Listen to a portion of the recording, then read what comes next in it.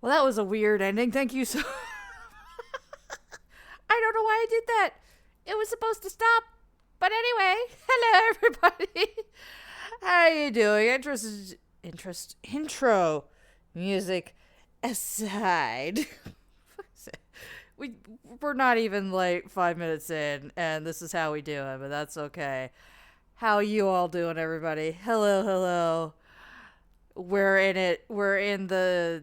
I actually don't know if we're in the final stretch. We're in the next part, the next section, the next chapter. But yes, we have some crimes to commit. Some places to sneak into still.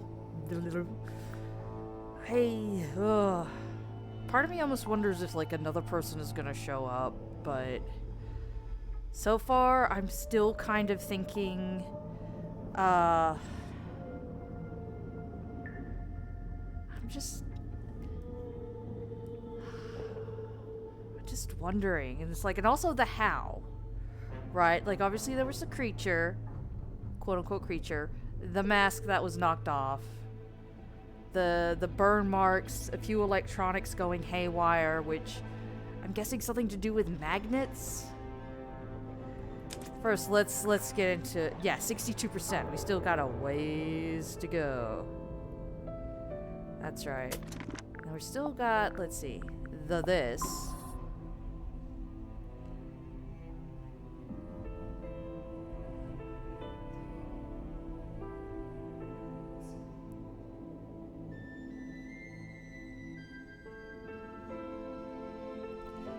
Like, is this the person? Is this something else?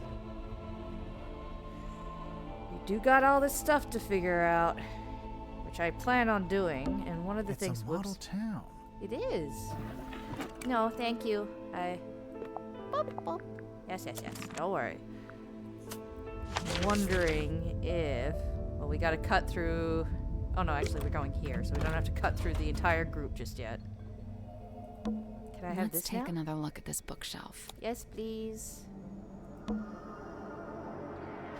Why don't you reach in? Yeah, come on. Maybe there's a switch or something on the other side? Why don't you? Why don't you?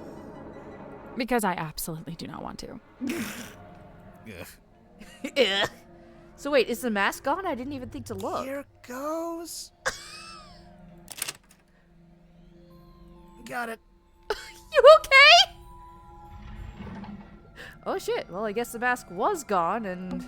The bookcase moved. It was a secret door. Sally, you must be thrilled. My secret door quota is well on the way to being met. I love that she has a secret door quota. Oh yeah. Her boy.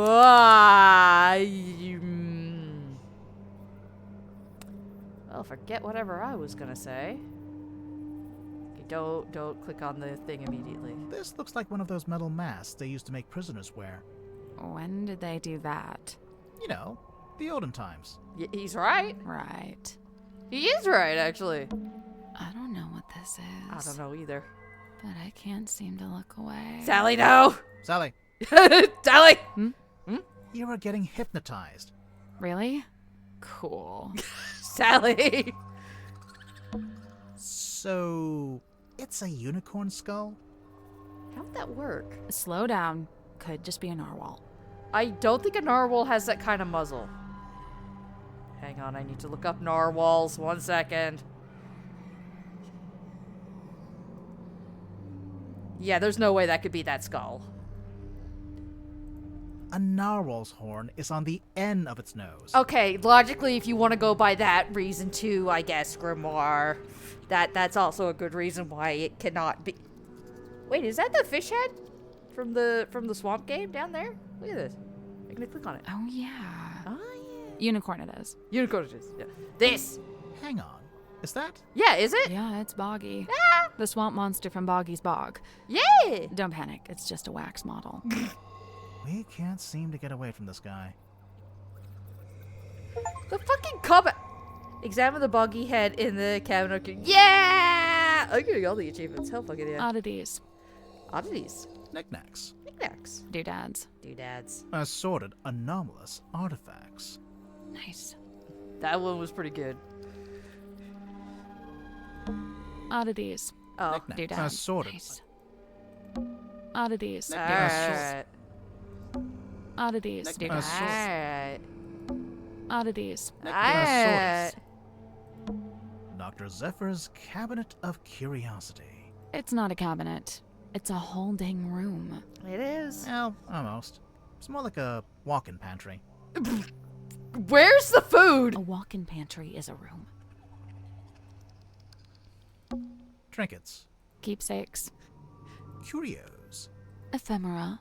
Yeah, good one. Trinkets. Keep Oh, some yeah. ephemeral Good one. bottles. Of what? No, you know, stuff. Stuff. What's that? A letter? Gimme. 2 letters. Gimme. 2 handwritten letters found in the Cabinet of Curiosity. The letters are written on note paper branded with the Stone Top logo in. Yes, they are. Dear Zacharias, how is your research going? Have you made any new discoveries about dreams? Silkworm has been quiet recently. I may be going on a trip soon, an ocean voyage. Felicia has been trying to get hold of a particular map. She says it will lead to something really strange and interesting. She says it is something that could change our lives. I'm apprehensive about it. I think I like my life the way it is. Magnus.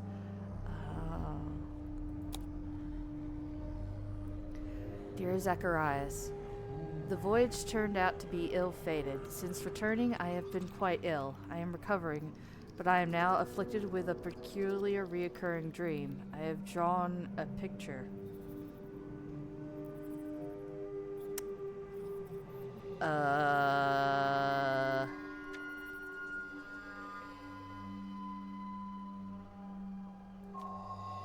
Anybody else getting flashbacks to Tangle Tower? You know? A certain character of sorts, as you may or may not recall. Felicia sold the ship and left town. I believe she took the opportunity to do these things while I was bedbound so that I could not argue with her. I cannot fault her this strategy, for I would have demanded answers from her had I been able. In pursuit of the answers I seek, I have entered into a peculiar agreement, and soon I too will be leaving town. In fact, I will be staying on board a submarine for a time. And now the reason for this letter. I would like to request that you accompany me on this venture. You could bring your equipment and continue your studies on board. There is plenty of space, and the voyage may even afford you unique research opportunities. If you are willing, return to Silkworm as soon as possible. When you arrive, I shall already be housed on the submarine moored in the dock. Important. Go to the Stone Top Inn and retrieve the large stone cauldron from the cellar. Conceal it amongst your supplies and bring them all on board at the same time. I will meet you on board. You can set up in what is currently the infirmary, and I shall take the cauldron from you a little later on. Magnus.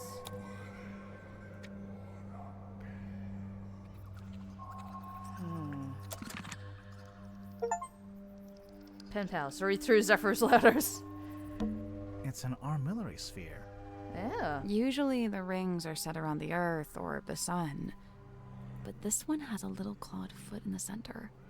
I don't have the mental capacity to consider the implications of that. That's pretty fair. Hey, it's a crystal ball. On a normal day, that'd be worth a look. But I think we've already hit our crystal ball capacity. Is it a mask? I'm not sure. But if you laid it down flat, you could use it as a sundial. That's true, actually. There's a bunch of little skulls down here. Just a second. Is that what I think it is?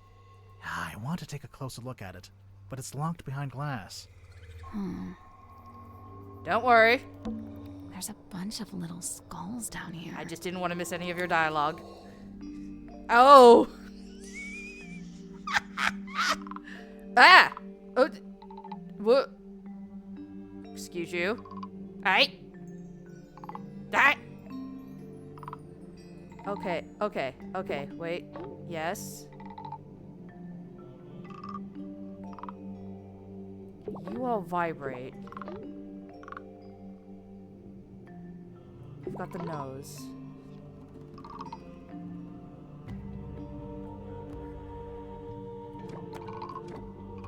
Oh! Okay, I can... There's only 3 that vibrate.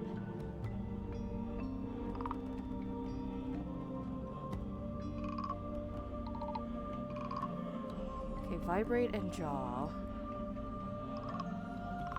Okay. I get it. Vibrate I. You vibrate. Vibrate. 'Cause none of the red ones vibrate, so... Jaw, jaw. There's 4 jaws, so you have to go up here too. 1, 2... Well, you have to go up here anyway. 3 have horns, so you do go up there. Alright. So eyeballs... There's only 3 with eyeballs? Hang on. Okay, there's 3 vibrate. 3 shake.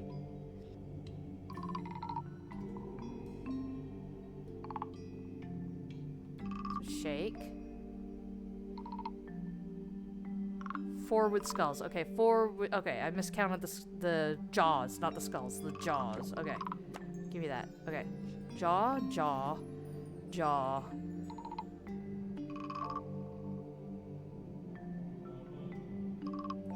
Okay, horns go there for now. Eyeball, jaw, nose. Oh. Oh! Rotate.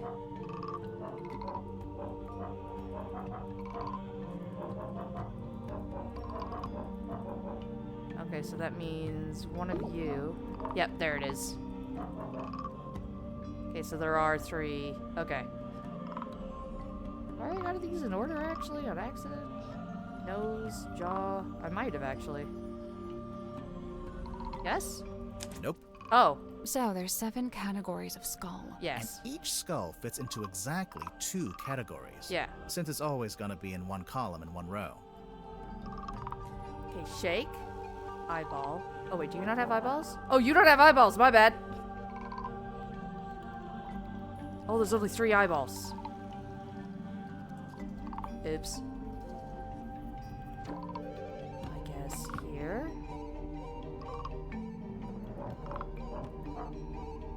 Eyeballs and what though? What is... Okay, hang on. This is eyeball and shake.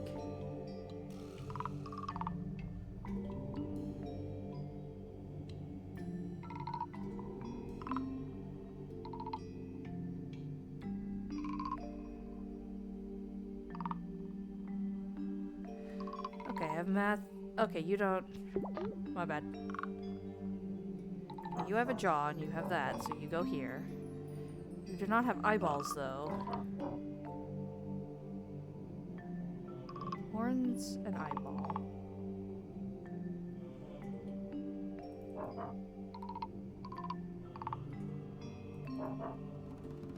Okay, 4. 3, 3. 3.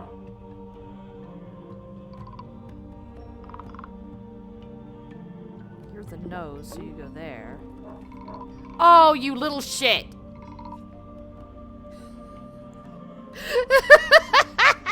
Hey, I did it. Yeah!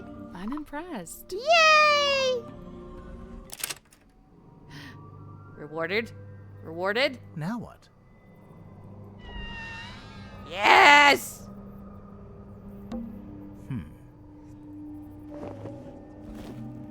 A strange leather mask known as the mermaid's tongue. It was found in the cabinet of curiosity.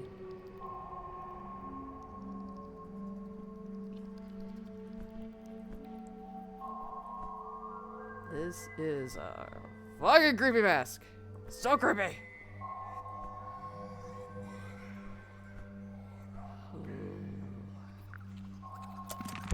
You know, maybe we should go back to the mess hall. No! I thought we were avoiding it. Everyone's in there right now. Yes. Yeah, well, that's exactly why it might be useful. No!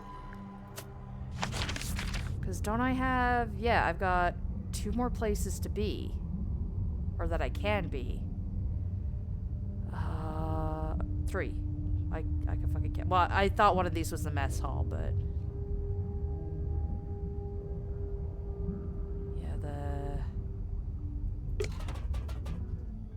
Because it said this. Hex Hello?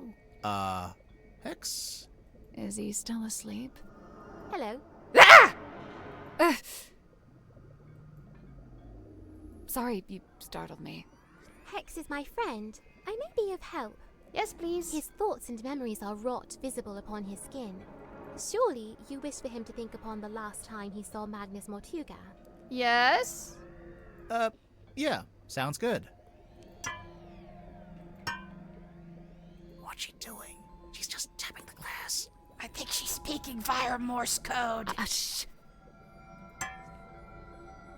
It is done. Thanks. I was never here. Okay, bye! Wait, where'd she go? Don't worry about it. She's not here. Never mind that. Take a look at this.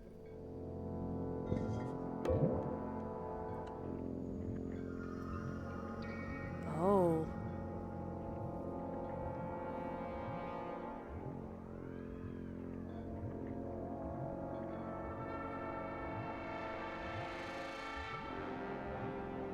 So was he there when it happened? Is he the one who did it?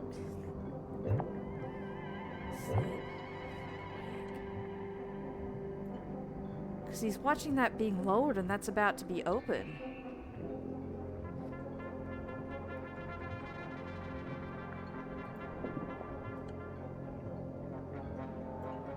Crawling side is in front of us, or towards us, towards the hex.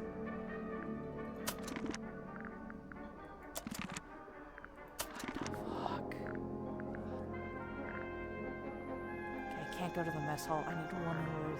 Well, I need one more thing. I need other stuff. Okay. Oh, okay. Anyway. Excuse me, everyone. Just ignore us. Goodbye. Hello. Goodbye. We were never here. Oh, it's been drained of water. I was kind of hoping of that. I thought it was a diving airlock, but maybe it's just a ballast tank? Only one way to find out. Let's go. We better not be fucking trapped down here. Dome tank. Oh. Ooh. Rocks, complete with their own barnacles, seaweed, and starfish. Which are going to be dying right now without the water. I assume they're decorative, but they're real. Then they're in trouble. There's coral growing down here, too. There's a drain here. That must be how the room fills and empties itself with water. Makes sense. It's the ocean floor. Not quite. It's a bunch of sand on the bottom of the dome. Well, yes. Looks like the ocean floor. Yes. There's coral growing down here, too. Rocks. I assume they're decorative, but they're real. There's coral growing down here, too. Why is there an upside-down dome attached to the bottom of the submarine? I guess it's a bit like a glass-bottom boat. So it's just for looking out into the ocean? No, look at all these scratch marks. I'm wondering if the worm was in here. Silkworm. Maybe. It's the ladder. It wasn't easy to climb down, but it'll be even harder to climb back up. Well, shame. I guess it'd be easier if it was full of water. You know, you could just swim to the top. Yeah. I'll stick with the ladder. Sally, can you not know how to swim, Sally? Why is there an upside-down dome attached I to guess it's a bit like... So it's just... Maybe. Don't touch that door. It goes right out into the ocean. I doubt you could open it if you wanted to. Yeah, the pressure is probably keeping it shut. It's probably pressure locked while the Yep. room is drained of water. Yep. But if the room was full of water... And open. Then yeah, you could use it to go outside. Yeah. Isn't that what she said? It's she a did? real, actual treasure chest. I don't think so, but we can mess with Let's it. open it. Yes. Hold on. I'm just savoring the moment. And done. Move the flags and pirates into the correct keyholes. Tap the pirates to rotate them.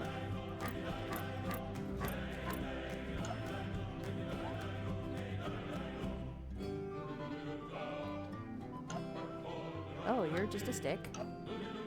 You're a key. Oh, you probably are a key. You just okay. Yeah, I just couldn't see it.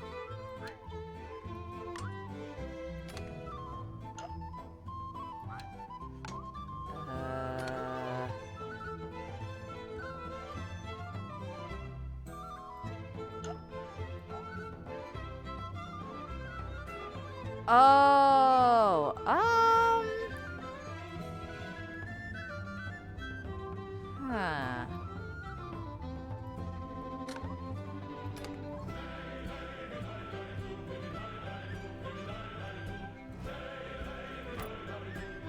You're looking at that. You'd be looking at the red. But half of it's black.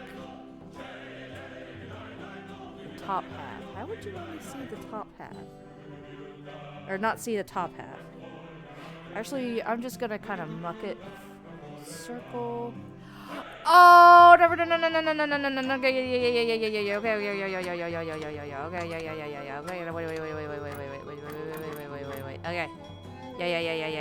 Yeah. Okay. You could only see half.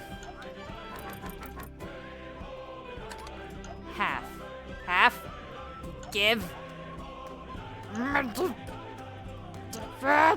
Thank you. I don't know if the angle matters, but there you go. So you can see... Wait, that wouldn't be right. So to have the... How would he... Nice.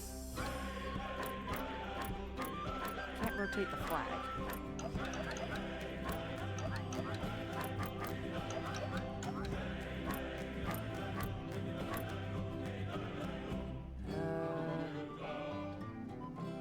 Anyway, you're the red because half of your vision is covered. You've got that because you can only see the one through the thing. There. Yay! It didn't matter! It was good! Nice. What's inside? Ouch. Oh! Ouch. Sally? What happened? I cut my finger. No! There's something sharp in there. Sally, no! Who has a... Ooh, medkit. The coral! A pile of assorted ocean-themed treasure. It was locked in a chest in the dome tank.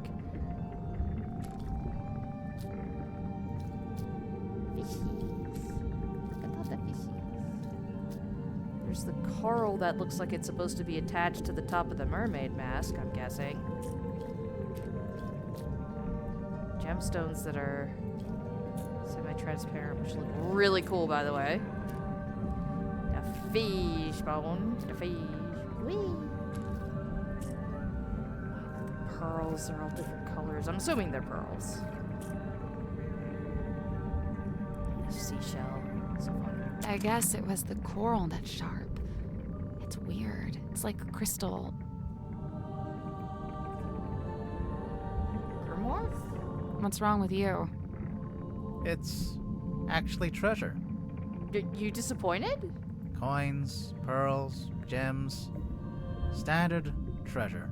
You're bored. You were hoping for something else? Did you want a clue?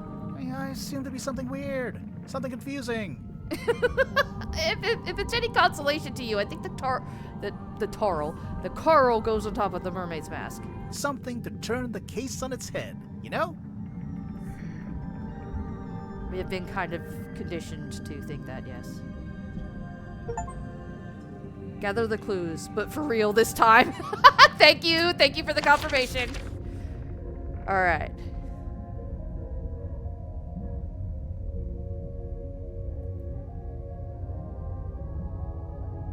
Okay, so I still need to check the airlock grotto because it says 6 out of 8. We already solved it. Oh, okay. Never mind. My bad. No.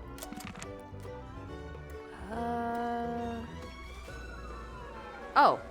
But didn't I already click this? Well, Tadpole's not here. Oh, right. Thus, you're free to start breaking her belongings. Go ahead. Am I just gonna hit it with random things? Oh! I really did get to just... Wait, go back! I get to... Now we can finally take a proper look at this. I had my choice of things to break it with! Oh, yes. That was funny. Curse in the Cauldron. Small room within the bowels of the ship. His lifeless body lies in the shadow of an ancient stone cauldron. The cauldron's heavy iron lid has never been unlocked. It has never been opened. For all his strength, he ultimately proved powerless against the lure of the unknown. On this morning, the cauldron has been unlocked. On this morning, it is wide open. Yeah. It is understood that Party A commissioned Mr. Donovan Drummond to construct the Mortuga submarine by combining parts of 2 other vessels. Party A claimed to have paid for this transaction alone, and thus was the legal owner of the Mortuga submarine despite its name. Did you not read what paper you were typing on, my dude? However, one Cynthia Seafoam has now provided evidence of how exactly Mr. Drummond was paid. It transpires that Mr. Drummond was paid with the deeds to Stonetop Inn, which belonged solely to Party B at the time of the transaction. His name was on it, though.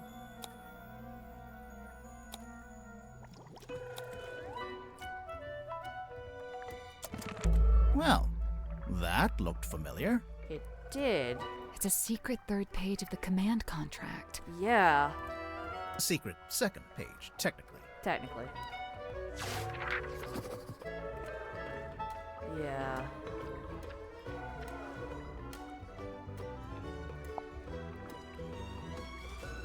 Yeah, this contract represents an agreement between the 2 individuals in contention over the ownership and command of the Mortuga submarine. For their own safety and privacy, the 2 people shall live with Party A, Party B. So now Party B is Cynthia, Party A is Magnus. Previously, Party A has been considered the legal owner of the Mortuga submarine, and thus its rightful commander, Morgus. Magnus. Morgus. God damn it. Alright, sippy time. 1 second, everybody. It's sippy time. However, a recent development has exposed that Party B is in fact the legal owner of this vessel.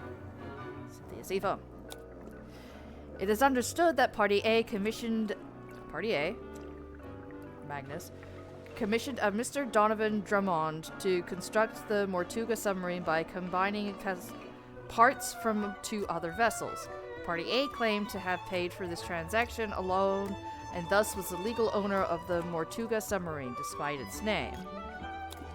However, once the Seafoam has now provided evidence of how exactly Mr. Drummond was paid, it transpires that Mr. Drummond was paid with a deed to the Stonetop Inn, which belonged solely to Party B at the time of the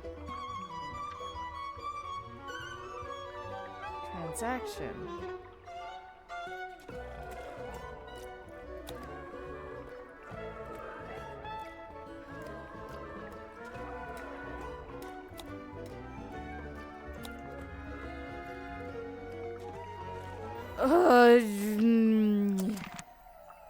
Okay, we're fine. We're fine. Where's the... Alright. There's anything here? You've got the numbers in front of you. Can't see in here. Oh, that's just the checklist. Okay. Why is the checklist in here? You don't want to take another look in here? I do. But let's finish the checklist first. Oh, okay. My bad. I thought that was the where we were time to go. Never mind.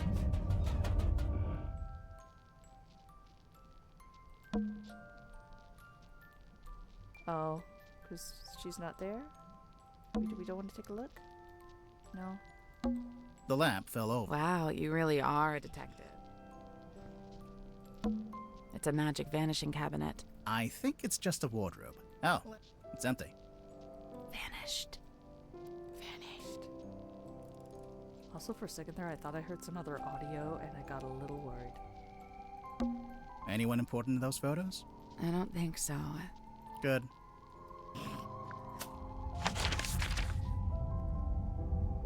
I mean, this could honestly just be, you know, here, but I don't want to miss anything.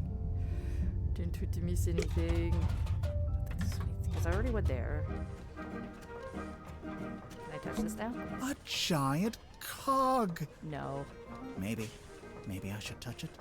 Grimoire, what did I tell you when I know we we've first already met? heard this more than once. It's still funny. That if I ever get stuck in a giant cog, you wouldn't pull me out. Alright, already looked there. Here, perhaps, now that they're gone? His empty cereal bowl? There's food lying around. Do they want rats? That's how you get rats. It's very true. Sally, it's a submarine. Either there are already rats, or there are no rats. I mean, that's kind of true.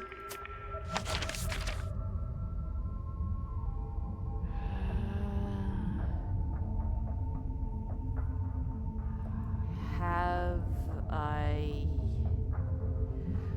genuinely don't know. I've just gotta hope.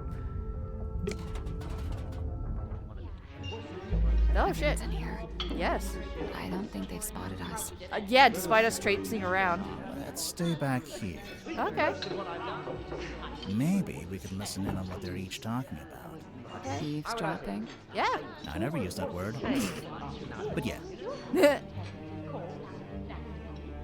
Why does it look like her nose is glowing? Rick's eating.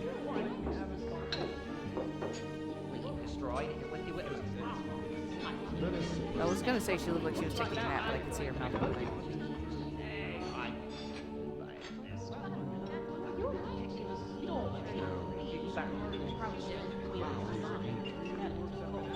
I was talking to Hex.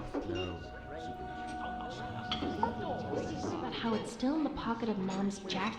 Maybe.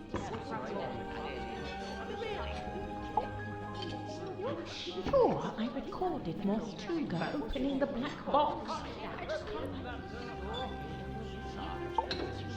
They could go out on the art deck.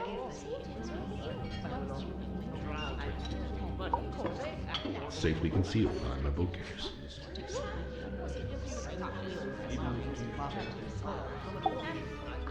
Could go out on the art.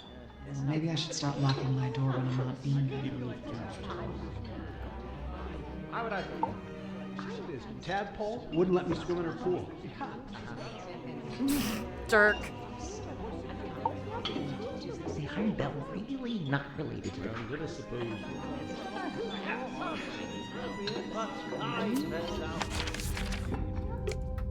Can always take another look at it, I guess. If I click on the right room, we can anyway. Let's just go downstairs. Thank you. Maybe it's time we took another look at this iron bell. Thank you. So, we've been calling it a bell this whole time. Yes. It's not a bell at all. It's a mechanism that connects to another clue. Yes. Yes, yes, yes, yes. Where is it? Where is it? Excitement from yesterday.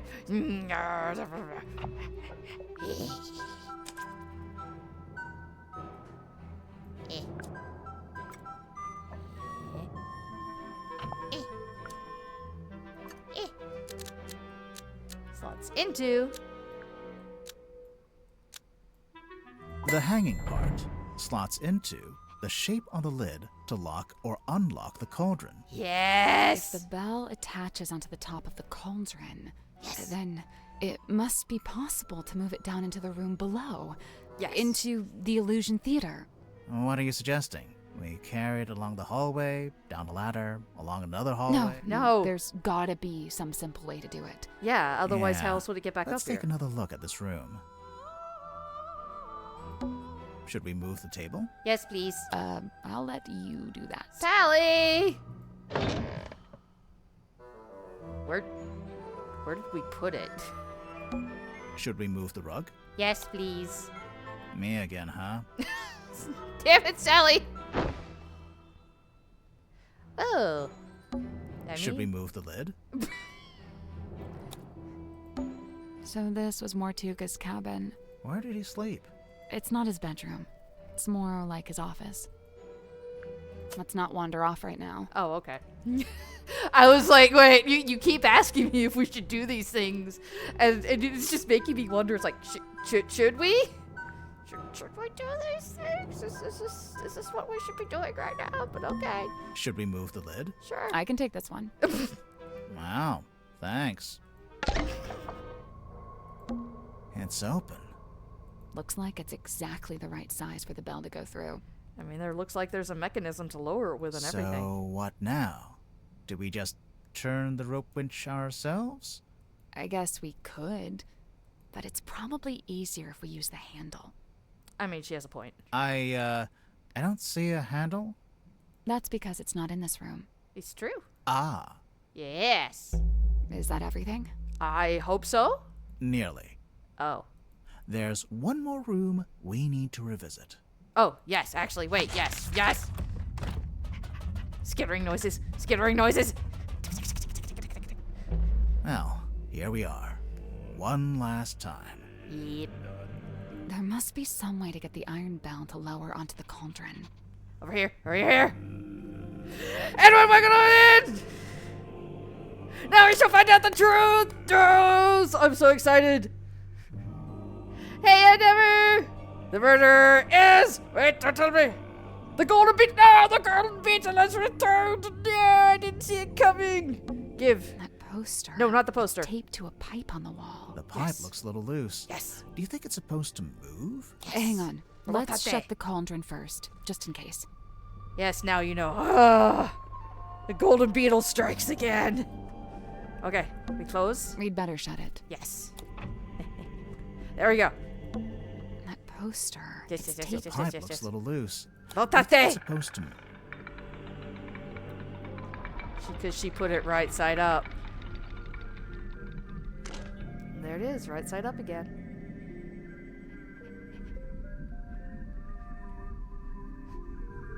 No comments? Come on!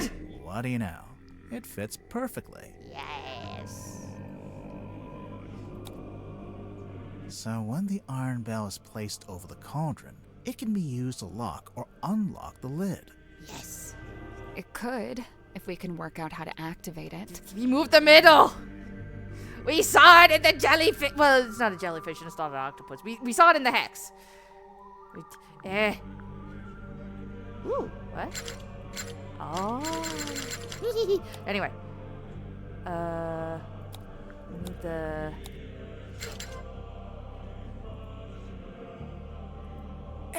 I can't reach both hands at the same time.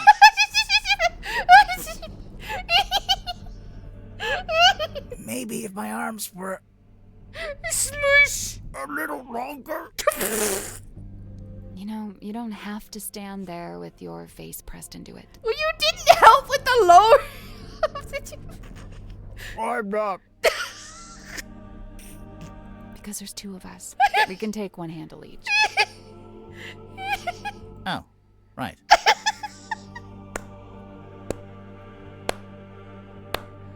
I continue to love this game so much.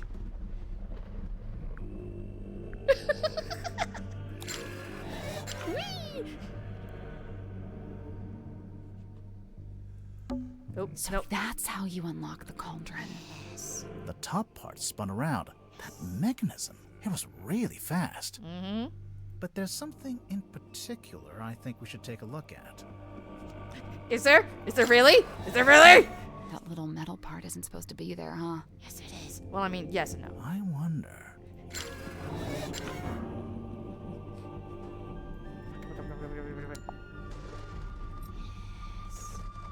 Small fragment. Whee! Tradition. Whee! Whoop. Whee! Okay. Yes! The unveiling of the Illusion Theater. This is so cool. A murderer and a thief. Let's put this together, shall we? Go ahead. Yes. So, Mortuga opened the cauldron in order to take something out of it. Yeah. And that's when he was killed. Okay, but how was he killed? Sorry, I got distracted by the dun, dun, dun, dun in the background. They better be posting the soundtrack to this soon. I need to throw more money at them. The thing inside the cauldron. On second thought, maybe. And that's when he was killed. Okay, but how was he killed?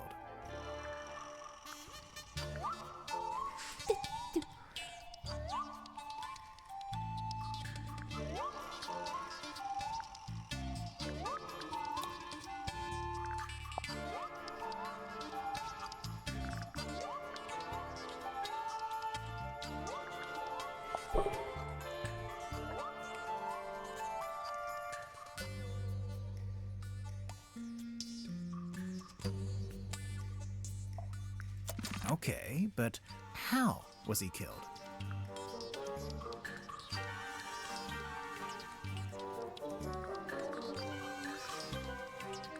The iron bell. We know that the cauldron lid is unlocked by that screwdriver kind of thing on the iron bell. Yes. And so, if Mortuga wanted to unlock the cauldron, he'd first have to lower the bell into this room. This is like Sally's theme? Winchester. Yo. We've actually love got it. evidence for this. We do. First-hand evidence, no less. Exactly. And you smushed your face to it and everything. Oh, where's the poster? There it is.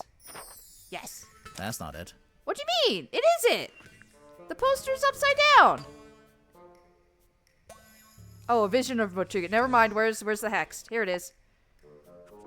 Yep, there we go. Yes. See? There we go. Yeah, ha ha. Hex had a memory of seeing Mortuga through the window of the Illusion Theater. Oh, yeah. Look at that. The dark shape that lowers down in front of Mortuga. That's the iron bell. Must be. But then to actually unlock the cauldron, you have to turn the handles on both sides of the bell. Yeah, well, we just did that too. It was easy. I mean, With sure, two if you've people. got two people taking one handle each, but how did Mortuga do it?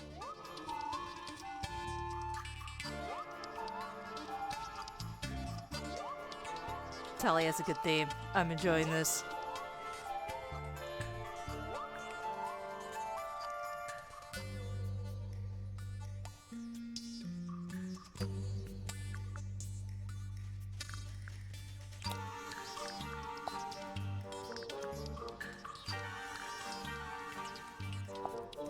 But how did Mortuga do it? He used a special tool. On second thought, Then maybe to not. actually unlock the cauldron, Boing, boing, you have to boing. turn the Yeah. handles on both sides of the bell. Yeah, well, we just did I mean, that. sure, but how did Mortuga do it? He had help from someone else. But then to actually unlock the wait, what? cauldron, Hey! you have to turn the handles on both Grimoire? sides of the You bell. know what? Let's try that again. Well, we just did that too. Hello? It was easy. I mean, sure, if you've got two people taking one handle each, but how did Mortuga do it? Yeah, oops. I'm just gonna click the right answer and hope it works. He did it by himself. You I'm think? pretty sure, yeah. There's even a record of him trying to do this once before.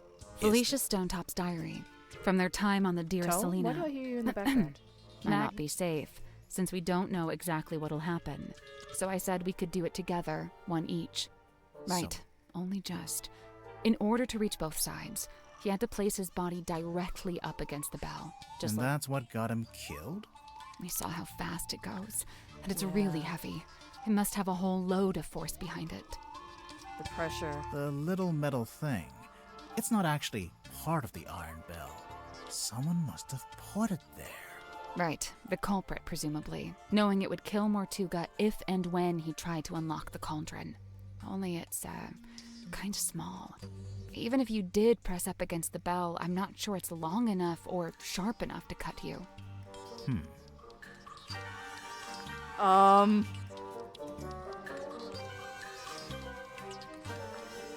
At this point in the game, I was almost sure who did it. Fair. And it was right. Oh, congrats. Also, help? I mean, I guess I could just ignore it, but...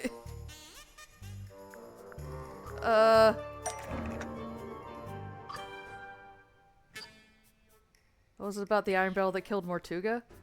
Well, I mean, it was... Yes? Oh, now we're over here. Why is your game bugged? I don't know!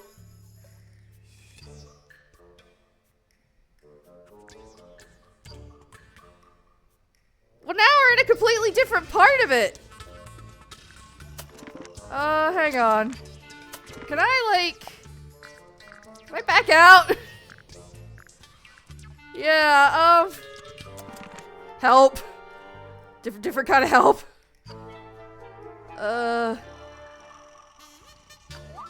Alright, we're gonna have to rehear some dialogue, but oh, not again. Why do I do this to me? Okay, just... Alright. Alt F4, yeah, that's kinda... Yeah. As you can see, it is now poof, gone. Alt F4 to the rescue. Thank goodness for that, at least. After accidentally full-sizing it, of course. Full-sizing, full screening. Any whoosies. Alright, let's just try that again. You start fixing everything? I'm hoping so. Stop being full screen.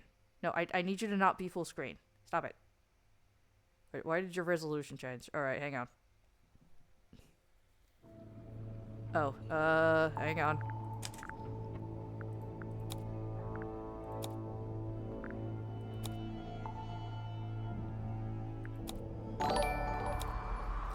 Hey, Raiders, welcome on in! Casual Fest, hello, hello!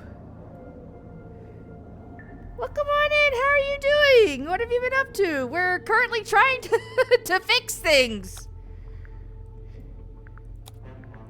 We're having some slight technical difficulty. Casual raid! Welcome on in, Raiders! Hello, hello! My name is Blaze. I am a variety streamer. Right now we are playing The Mermaid Mask. Trying to figure out what's up and also trying to figure out what is up with the game. We've had a little bit of bugs. Hope you're enjoying Mermaid's Mask. I am! Despite some tiny hiccups. And now I'm trying to make sure... everything is, because then, don't worry about it. Big casual raid, yay! Welcome on in, hello, hello. All right, let's see. Are we okay? Visually, I think we have fixed. Welcome on in. We're hopefully getting back to it. We had some hiccups, but all right. Okay, so we're back to this part of it. That's okay. Let's put this together, shall we? All right. So, Mortuga opened the cauldron in order to take something out of it. Yes. And that's when he was killed. Yes. Okay, but how was he killed? The Iron Bell. The Iron Bell. We know that the cauldron lid is unlocked by that screwdriver kind No of thing. game on the sound? Iron What? Bell. 6 a.m. for me, so I need to lurk them out. Hey, feel free to lurk. Lurking is always an option. Oh, can you hear the game now? Can everybody hear sound? You can hear the game? Excellent. Glad to hear it. Miss, how you doing, Casual? Welcome on in. Thank you so much for the raid. What were you playing? I somehow accidentally muted the stream low. Oh, okay. Whew. Breath of relief for me. All right. So let's try this again. We're taking this part from the top because something happened. I don't know what it was. I don't know. I seem to hear my voice in the game, and I don't know how that's happening. It's a mystery. What are you in this game? No. So, if Mortuga wanted to unlock the cauldron, he'd first have to lower the bell into this room, like we just did. Yeah. We've actually got evidence for this. First-hand evidence, no less. It's true. And the answer to this one was... Okay, gotta make sure I get the right one this time. Oh no, awake. This. Hex had a memory of seeing Mortuga through the window of the Illusion Theater. It's very true. Yeah. Look at that. The dark shape that lowers down in front of Mortuga.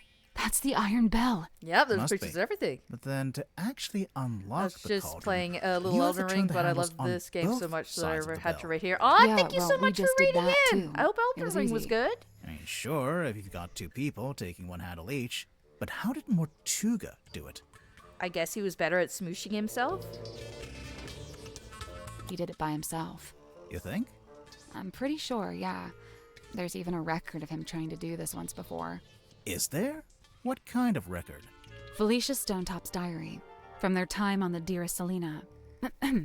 Magnus put his arms around it to Oh, turn her with coloring's him. different. He can just about reach. She but was I blue told him before. Not to do it like that. Might not be safe, since we don't know exactly what'll happen. So I said we could do it together. Okay, the one coloring's each. fixed. So Mortuga could do it by himself, but only just. Right. Green only hair just. like Freya. Yeah, I In order to know. reach both Green sides, hair you had to like place his body Freya. directly up against the bell, just like you were trying to do before I told you not to. And that's what got him killed? I know. Trust me, I am so sad over it. Okay, are you working now?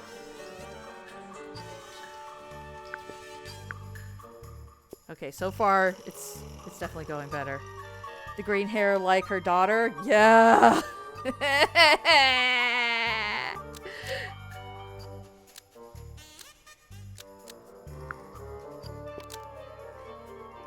The culprit was wedged into the iron bell.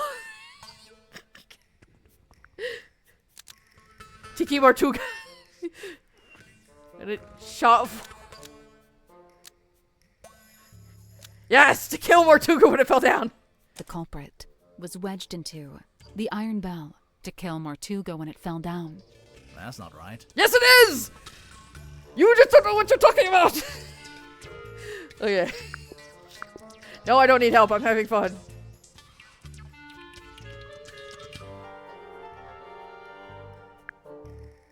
A metal thing was wedged into the iron bell.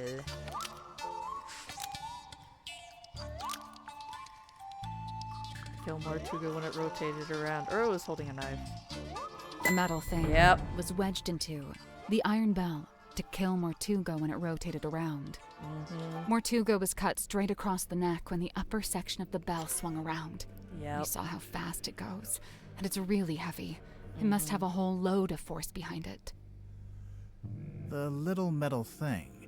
It's not actually part of the iron bell. Someone must have put it there.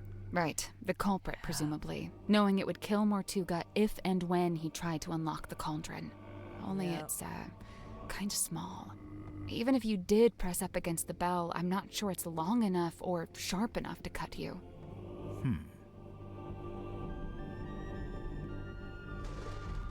I mean, you can actually do a lot of damage if something is going fast enough. But,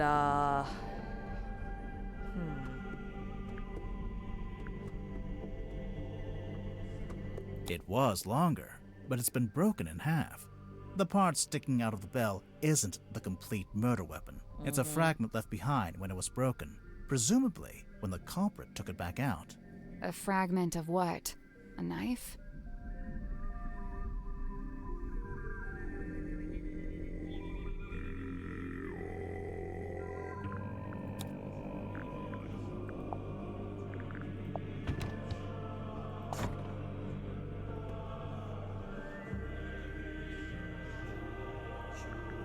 A fragment of what? A knife? Something taken out of the black box.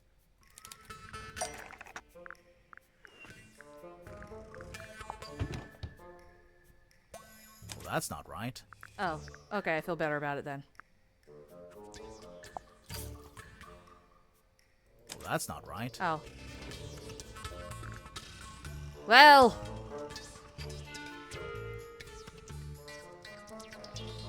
The most important of the 3 items that were taken out of the blood. Oh, did you mean...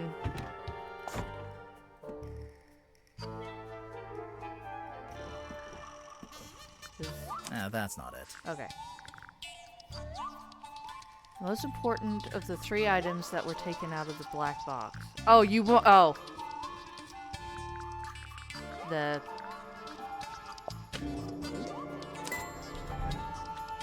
Yeah, it's empty.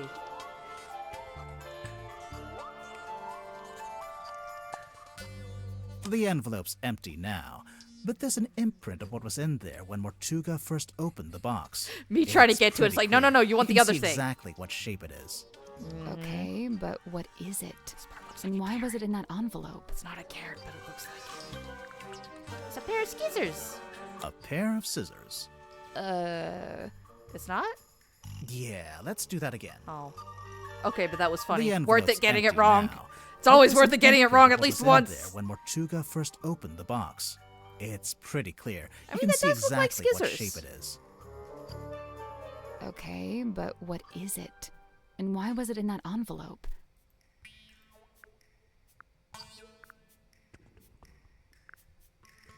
A necklace? Guess it could be a necklace. A necklace. Okay, it is a necklace. All right. Picture of someone wearing the necklace right here. Yay. Ta-da! I think we'll circle back around to this.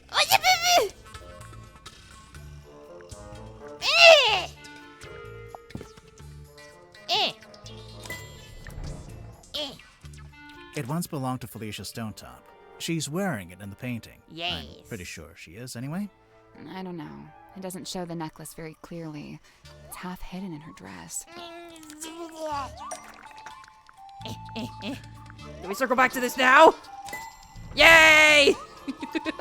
Here it is, as worn by Selena Stonetop, Felicia's mother, who presumably passed it down to her daughter. I'm assuming that's why it was eventually sent back to Silkworm, back to its original owner after Felicia died. So, the morning envelope was sent to Fellow Manor, and then Selena, or Governor Fellow, or whoever, they put it in the black box. And then eventually Mariana comes along, finds the box, brings it onto the submarine, and hands it to Magnus Mortuga. Who then opens it while he's in the captain's cabin with the culprit.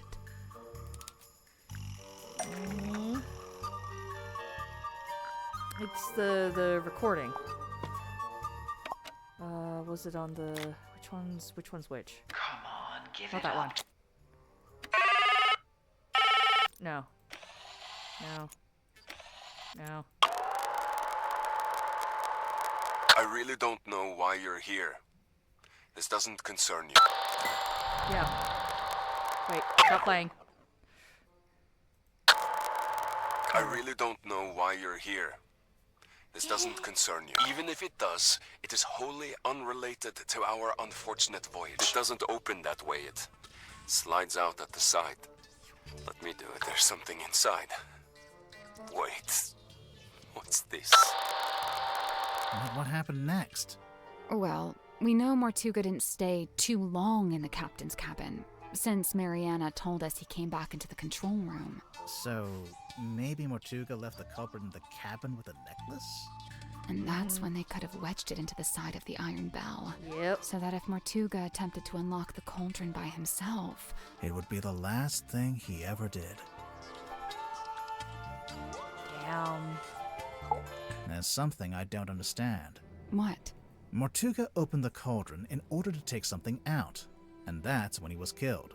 Right? So why was the cauldron empty?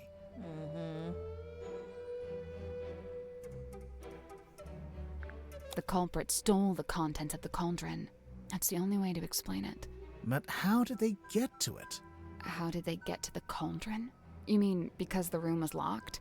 Well, not technically locked, but Mortuga turned the wheel to shut the bulkhead door from the inside, and he shut it tight, probably as tight as he could, and by all accounts he was pretty strong.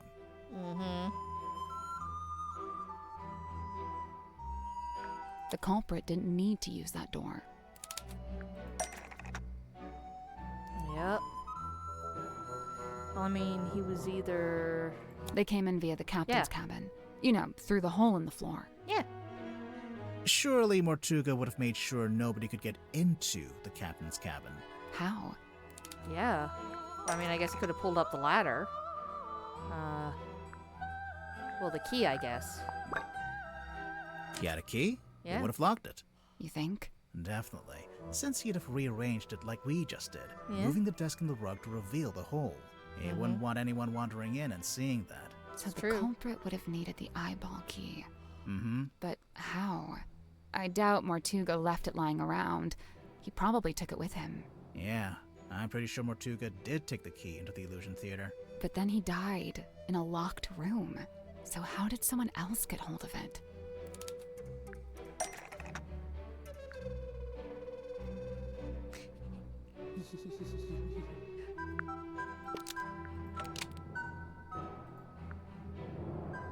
The sailcloth landed inside Mortuga's blood and was lost forever. The sailcloth landed inside Mortuga's blood and was lost forever. That's not right. I know, but come on.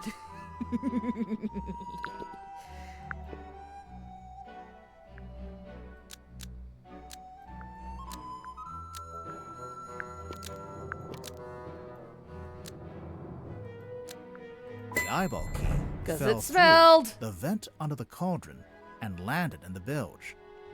It fell into the bilge. Remember how it smelled kind of weird? Yep. That's the bilge water smell. So the eyeball key just happened to roll across the floor and into the vent? No, it No. didn't happen by accident. No. Because the... Yeah, magnets! Well, the tilt of the submarine. Thrown into the sea? Yeeted. What did they do with Mortuga's body is my question. Thrown into the sea? I mean, yeah, because when we were looking at the puzzle yesterday, we were doing the locations of everybody on the corkboard sticky note thing. We had to put Mortuga's sticky note outside of the boat because he wasn't on the boat. It was weird. It's like, where is this body? The culprit tilted the submarine. They did. How did they tilt the submarine? That wouldn't really be the ship's wheel, would it? I doubt it, but... No, when people die in this world, they turn into a chalk outline. Ah! Casual is what I do. Yeah, the this wheel, because this is the what's-it wheel, and then this is the... Making the submarine surface tilts the front end up and the back end down. Yep. They moved the whole submarine just for that? Yeah? Yep. Did we have any evidence for that? Yeah. Aside from most of the suspects mentioning it in their statements. Yeah. Oh, yeah. Anything else? Yeah, the who's he what's it. Phenomenon was a clue found in the control room and a clue found in the desk. A clue found in the control room. Where's the thing? It's all coming together! This one! This. This is the correct clue. Oh, But we need sorry. to choose We're reading it now. It's fine. a log card from the day of the murder. It shows the depth of the submarine. It just starts went at 0. That's when it surfaced. Presumably that's when Mariana came on board. It steadily goes down, but then later it suddenly goes back up again. Yep. Anything else? I mean, the blood's suddenly going that way. Does that count? Clue found at the crime scene. Blood go that way? Where's the... Do we have a photo? Can I point that out? I don't know if I can point that out.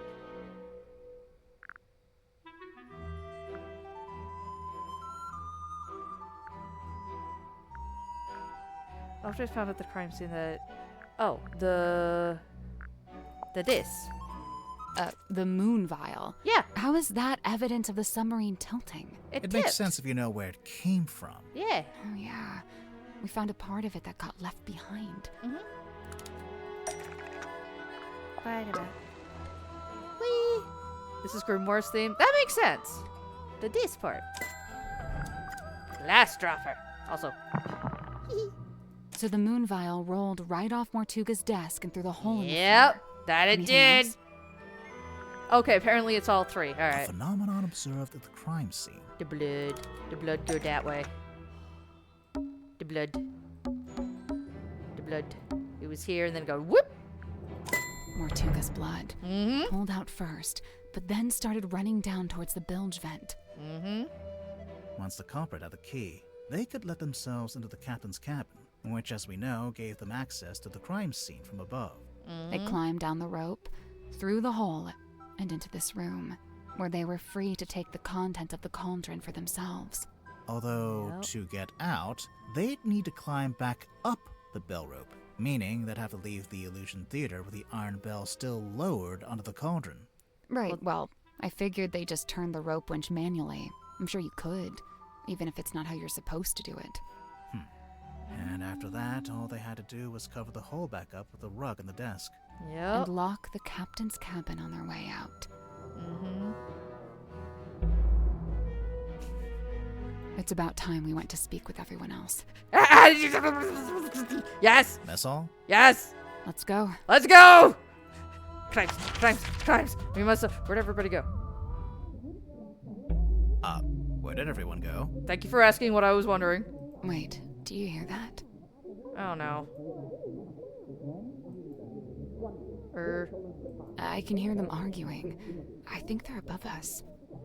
I mean, that's better than below us. Holler. What's going on? I think we need to solve that mystery very quickly.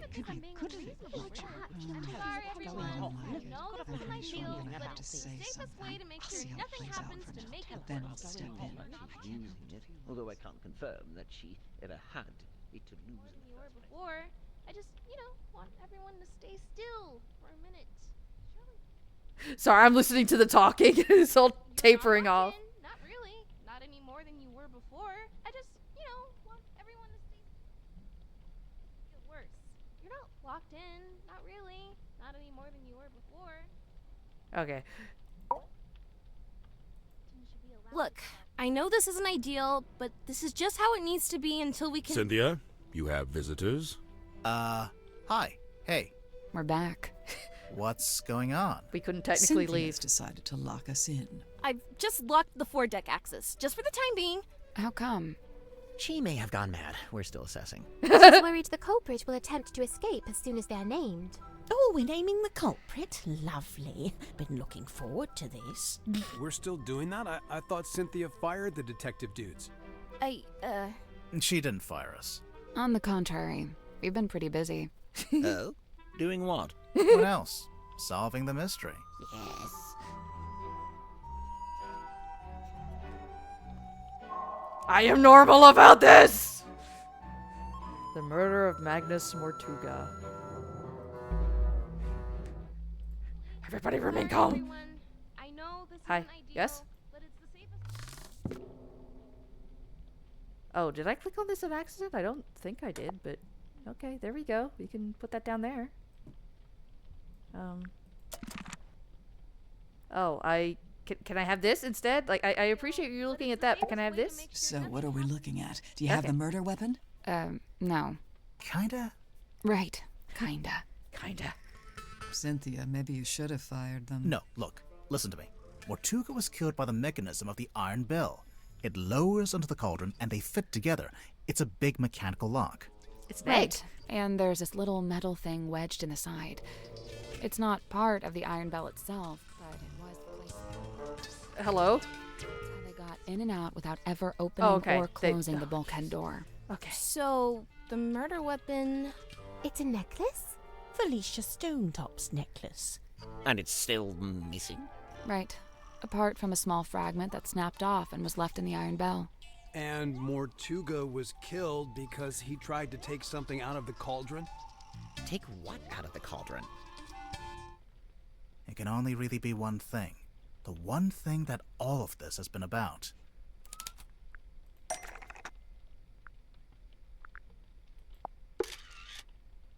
Well, that's not right. God damn it! Well, I don't think it's... Do you want this part of it? Well, that's not right. Son of a...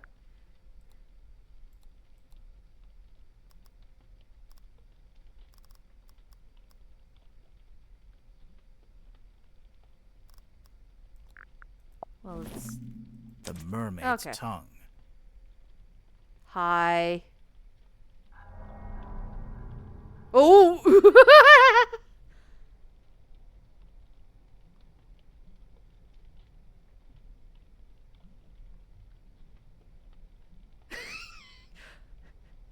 Please enjoy the artwork with me. This is just...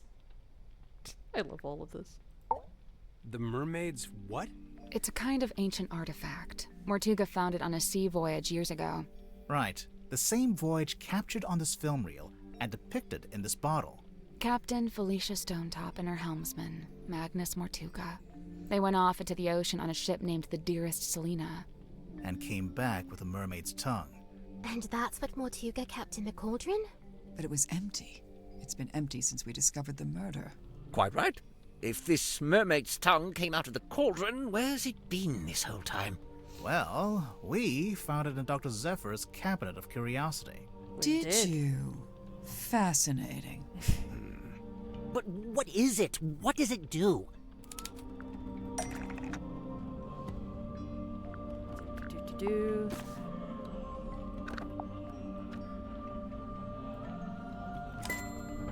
Oh, my bad.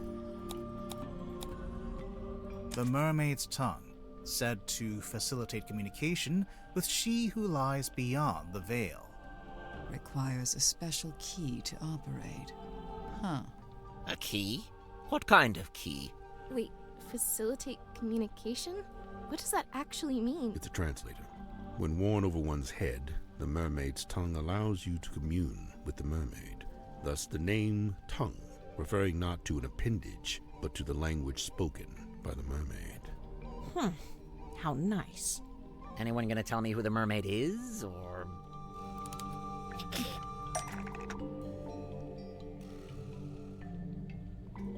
I mean... So there's a painting. Yes. Painted by Selena Stonetop, we think. And a photograph taken with a submarine's underwater imaging system. Yes. And, why would you need a translator to talk to her? She's not local, or what? She speaks a language none of us could understand. It is said that attempting to commune with her without harnessing the mermaid's tongue would drive one mad. But how does it work? Nobody knows. Nice. Convenient. It is a powerful and priceless artifact. Oh, it's powerful, all right. Look what it's doing to all of you. I don't know, guys. I'm not sure if I'm buying into this thing. Kinda just looks like some grody old leather mask. I mean, it is missing... Yeah, it's not complete. That's because it's not complete. How do you know? Because of the So picture. this image here, Yes. it's a photograph of a drawing. Yes. A cropped photograph, too.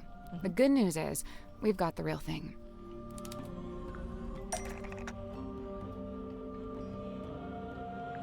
Yes. Can I have that? Nope. What do you mean no? It's got the gemstones and the coral!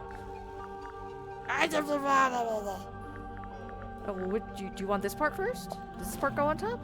That's not it. Oh, okay. Can I do the other part first then? That's not it. No? Oh, am I just not doing this wrong at all? That's not right. Alright, fine. Let's go back to the top part then. Me just trying to do everything immediately.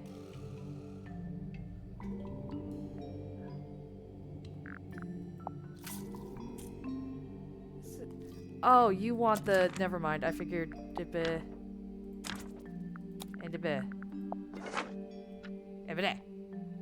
Okay, you didn't want me to... Okay, never mind. I got ahead of myself. Yay! It turns out the ocean map shows what it's supposed to look like. Yes. Okay. Now can I... Yes. The gemstones. Thank you. And the coral? Or, yeah, the coral. Okay, just give me this. It's easier. Yes. Yes! Oh, sure. Just help yourself to the stuff in my personal treasure chest. I don't mind. That antenna. Is that coral? It looks sharp. It is, and it's hard, like crystal.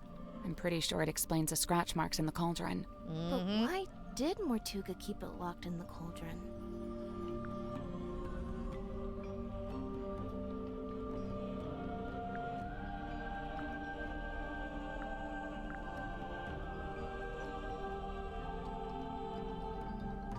Because he wasn't able to unlock the cauldron. Let's look at this again. Okay. It is, and it's hard, like crystal. But why did Mortuga keep it locked in the cauldron? Would Dirks might have destroyed it? Or did he just want to keep it Because he wanted to keep it hidden from everyone. The mermaid's tongue being on board was a secret Mortuga was keeping. The cauldron was covered by the sailcloth and locked in the storeroom. and Mortuga wanted to keep it that way. It's true. When he saw my poster, he told me we had to keep the cauldron covered up. Why the cauldron, though? Wouldn't it have been less conspicuous if he just kept it in a wooden crate or something? Keeping the mermaid's tongue in the cauldron wasn't something Mortuga came up with himself. Even before he ever found it, it's just where it's always been kept.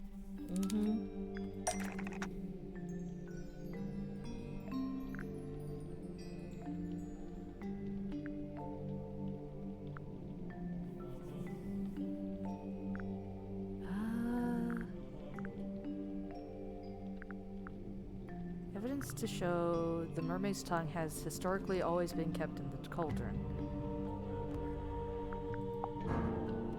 The bell itself? That's not right. Okay.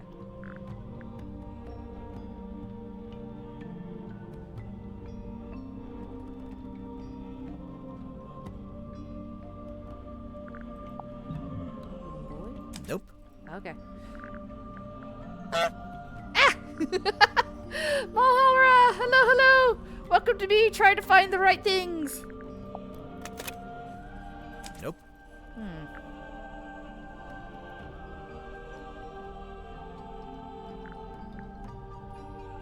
Whoop!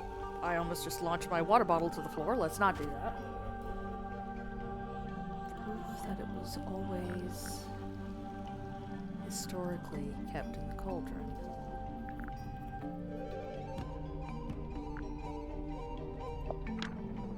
Map itself. That's not it.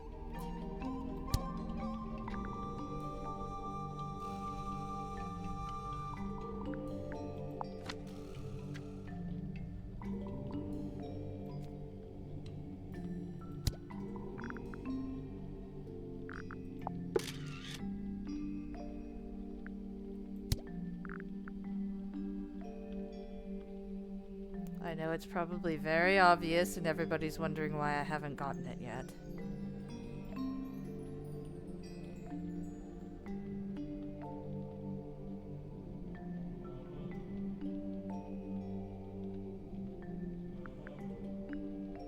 I'm a little stumped. That's not right. Alright, no drawing or diagram. Okay. I might be just thinking of it wrong. It's not this. Never thank you for the additional honk redeem. I think I already did the Nope. Yeah, don't worry.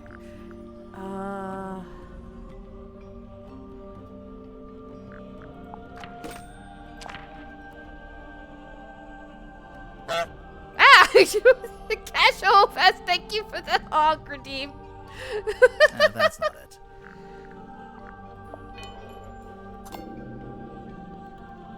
You know, we've never circled back around to this yet. I don't think I don't notice the hells over That's there. not right. I know.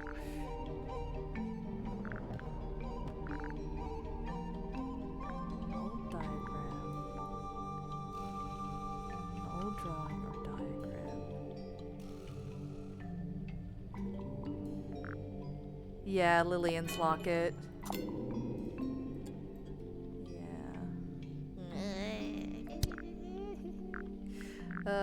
Right. Could be this. No.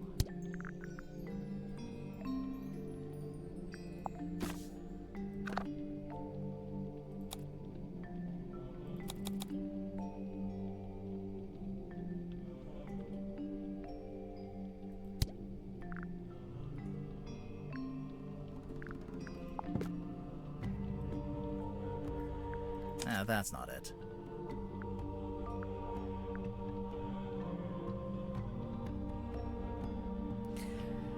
Alright, I'm starting to feel like a goober. Okay, I was just needed the other part. I am indeed a goober.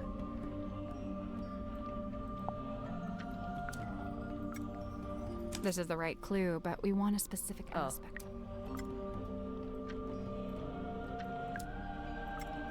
There it is. Yeah. See? In the cauldron, beneath the iron bell, beneath the wooden buoy. But that was a long time ago. How do you know the mermaid's tongue was still in the cauldron at the time of the murder? Well, Tadpole told us about someone she saw on the aft deck shortly after the murder. She described it as a demon, with a single horn and glowing eyes. The culprit, wearing the mermaid's tongue. Right. We figured they'd just taken it from the cauldron after killing Mortuga. So the culprit knew about the mermaid's tongue? Knew what it was? Knew how to use it? Definitely. But Mortuga never really told us about any of this. How did the culprit know about it?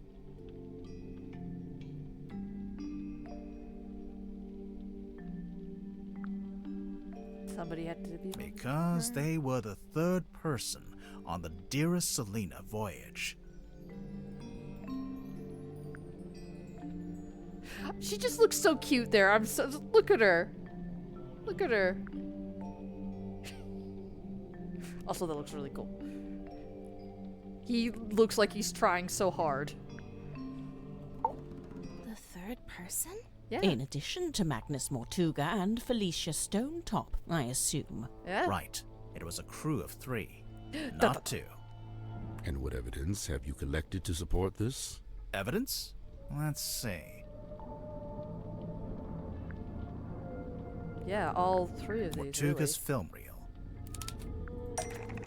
Yeah.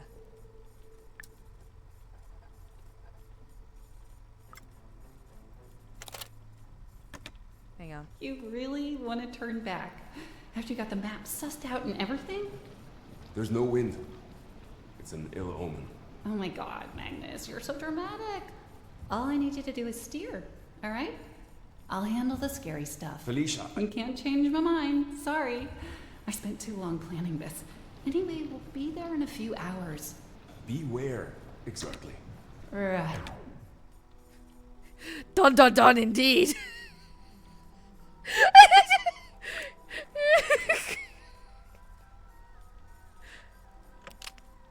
Okay, now it's funny. Before it was like, oh my god, and now it's funny. Oh yeah, look at that. Spooky. Let's see. Now it's funny. Spooky, but now it's funny. The audio recording of Mortuga opening the black box. Yes. What recording is this? I really don't know why you're here. This doesn't concern you. Even if it does, it is wholly unrelated to our unfortunate voyage.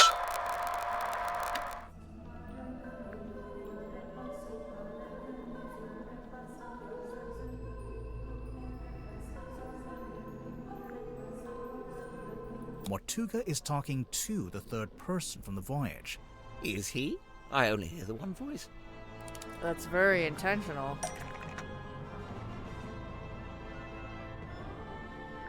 I'm guessing the who's he, what's it, or is that not a separate thing?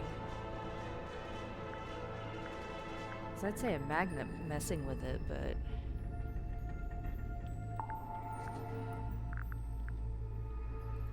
The radios? Before it reached Mariana's Yeah. pipe, the audio was transmitted from the cabin to the control room by these radios. Only they're faulty, or one of them is, at least. It turns itself on and off every few seconds. The cadence happened to line up with the conversation, so you only get Mortuga's half. Huh. That's quite the coincidence. Personally, if I'd written that, I'd feel guilty. There are more things in heaven and earth, Mr. Werman. Yeah. Let's see. The ship in a bottle.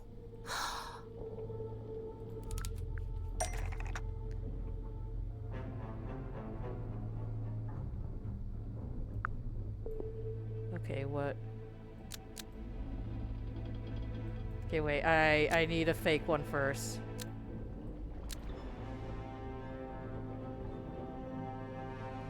Have to hear the lines.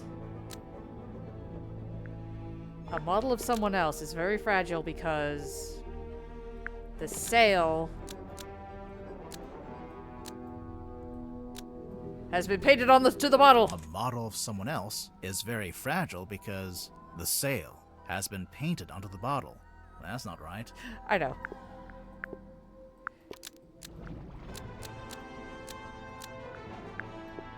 Get on here.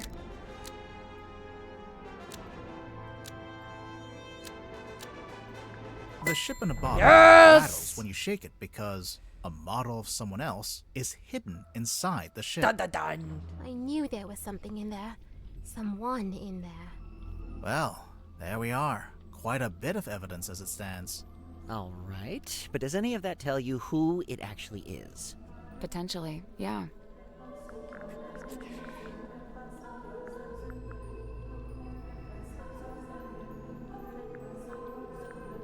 I mean, is it all three again? The door opening in the background of the film.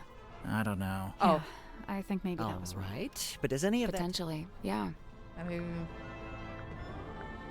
The ship in a bottle rattling when you shake it. yeah. Wait, the model person inside the ship? Yeah. There's a way to work out who it is?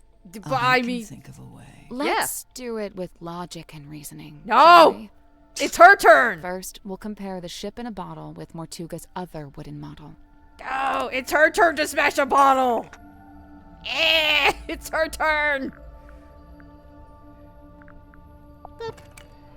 The model town. Yes. What about it?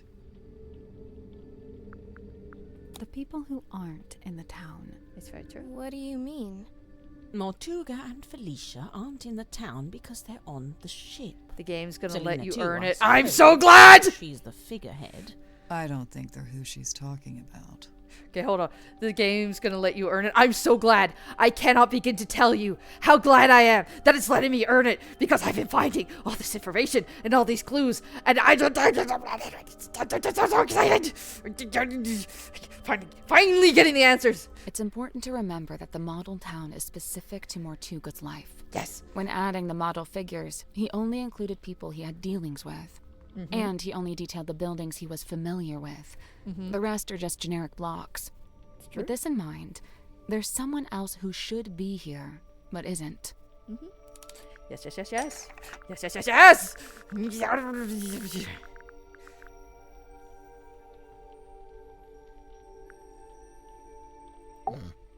Mortuga made a detailed model of Grip's shop. It's not a generic cube like everything else. Which means there should be a model of Grip himself. But it's not there. But why would Mortuga include Grip in his model town? Did they know each other? They did. And if they did, how did Grip end up going along on Mortuga's ship? Shall we elaborate?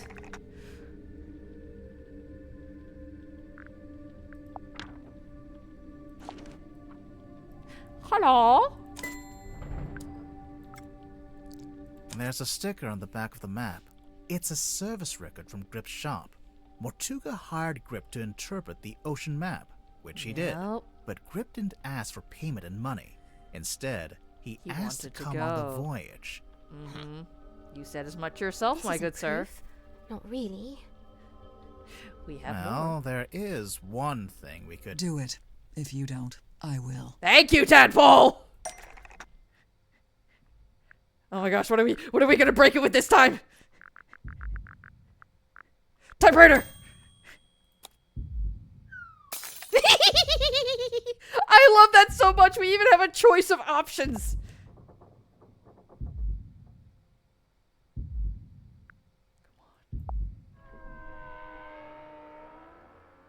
Hi. Buddy. Mr. Grip being on that ship isn't actually. It evidence is! that he It's murdered Mortuga. Grudler! What about the murder weapon? What happened to it? Right. Nor is this evidence that he used the mermaid's tongue. Wouldn't he have needed that special key? Do you want us to elaborate? 'Cause, yeah. Grip still has both the murder weapon and the key. He does.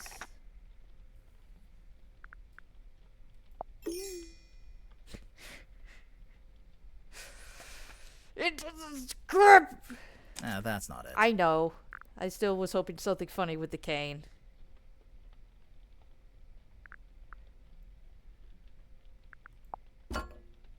Yeah.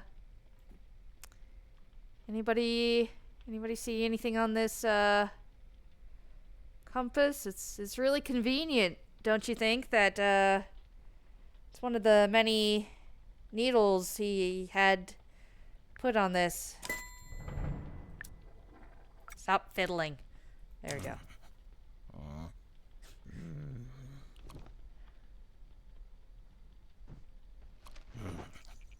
Hey, buddy.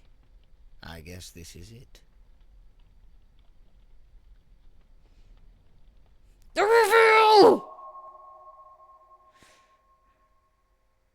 The Wayward Navigator.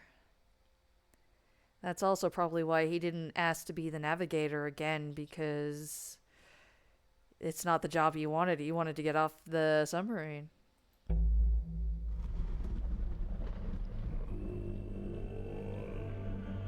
Sir, you're looking positively unhinged.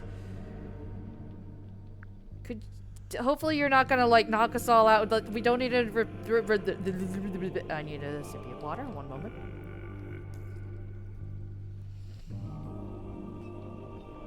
Also, somebody is very understandably stanched the fuck up, and potentially 2 people are ready to throw hands, at the very least. I looked closely at Grip's compass early on, so as soon as they found the metal thingy, I kind of knew. Ah, that's so valid. Ooh, very understandable. The deep music, the deep noise in the music, yeah.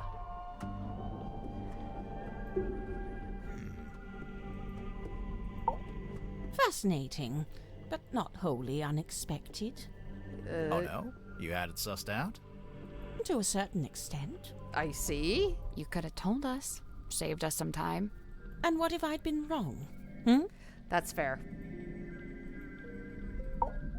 He stands exposed at last, and witnessed by no less than a full court of his peers. Yeah, well, we kind of backed him into a corner. Literally. I wonder, is it bravery or surrender? That's a good question. Accepting that your world will render.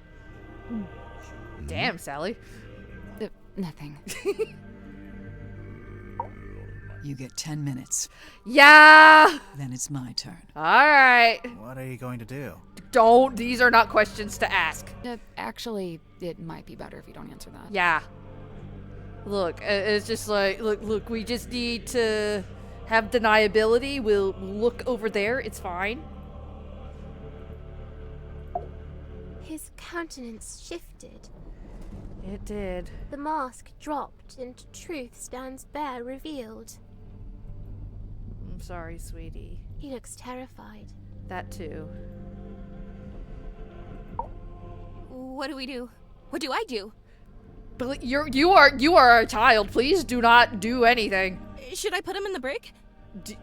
There's a brig? Yeah, there's a brig? I was thinking maybe we could use one of the bunk rooms. We could lock it from the outside. Sweet. Let's cross that brig when we come to it. Sally. Sorry. I love you, Sally. Ah, the villain reveals himself. Another classic literary trope. Sir. Let me guess. He's about to monologue about why he did it. I mean, I kind of hope so. I'd be disappointed if he didn't. Yeah. What happens now? We call the cops or what? I mean, with your cell phone and not receiver. We should be able to get a signal, I hope. With what? What do you mean with what? Well, the cell phone... Oh, yeah, no signal, huh? We're on the surface. Well, we're up top. We could just go up top, you know, but we're locked in. Never mind. All right. Plot the unplottable, chart the unchartable, measure the unmeasurable. A hollow promise, such feats belong not to mortal hands. But after years of fraudulently offering this to others, I began, in earnest, to yearn for it myself. A quiet desire to journey into the unknown, to quantify it. A lifelong coward, I could never convince myself to act on it. I tell myself as an excuse that I never had any kind of opportunity to act on it. Until one day, I did.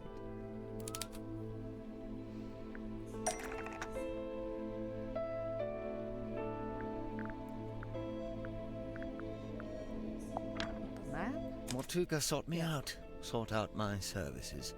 Not because we were friends, but simply because I was the one with the skills to interpret that inscrutable map of his. Sensing an opportunity at long last, I refused financial payment for the work. Instead, I asked to be brought along on the ensuing voyage.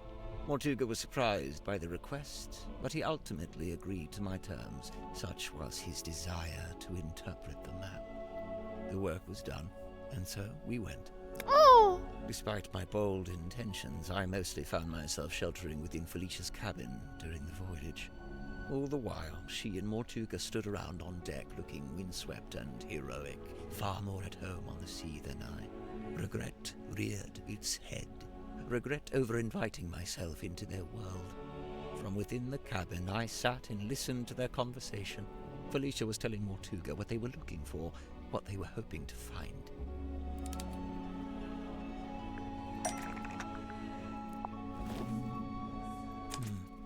Did Felicia know what it was before she found it? Somehow she did. Her description to Mortuga was thus: a mask worn over the head. It facilitates communication with an ancient being of eternal mystery. That's really how she worded it? With the right contraption in your pocket, even the great unknown may be quantified and calculated. And here it was. Not a map, not a compass, but a communication device.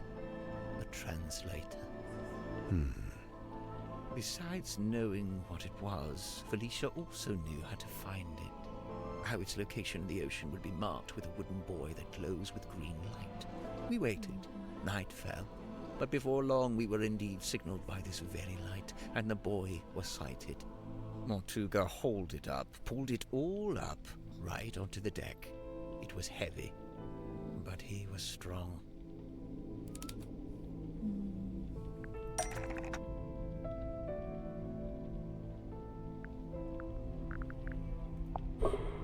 Well, I mean the whole thing. The bell and the cauldron locked together to form that single shape. Mortuga went to unlock it by himself, but Felicia cautioned him against it. She warned that it could be dangerous to stand so close, as the mechanism would be surely powerful. And so they unlocked it together, taking a handle each. Felicia took the mermaid's tongue from within the cauldron. Did it have the coral and the gemstone eyes? Yes, they were attached. And what about the necklace? Felicia had it around her neck. She'd come prepared, clearly. Did she use it? Yes, I watched her do it. She used the necklace key to wind up the mermaid's tongue and placed it over her head. Felicia spoke through the mask. Her voice was changed. The mermaid was summoned. Entranced, I rushed out onto the deck and leaned over the side. Mortuga clambered up to the wheel in an attempt to steer us away from harm. The mermaid reached out and grabbed the wheel. And Mortuga's right shoulder? Yes, of course. His fingerprint mark. Mortuga held fast, but a portion of the wheel broke off and fell into the ocean. With her other hand, the mermaid grabbed the mast, almost snapping it in two. The ship buckled and I was thrown off the side into the ocean. I was underwater, but I was held in place by a hand, her hand. She was speaking to me, but it was a language I could not understand. I wanted so much to understand. Sensing the disconnect, she let go. A moment passed, a lifetime. I became vaguely aware that I was about to drown, but I didn't want to leave. At this moment, the broken piece from the ship's wheel floated up in front of me. By its intervention, I was reminded of my earthly existence, my life beyond this singular moment. I was overwhelmed with a cowardly desire to return to the surface, to see the sun, to live, to breathe. I grabbed onto the broken wheel and let it carry me up to the surface. The mermaid was nowhere to be seen. Neither was the dearest Selena. Wait, the one from the broken wheel.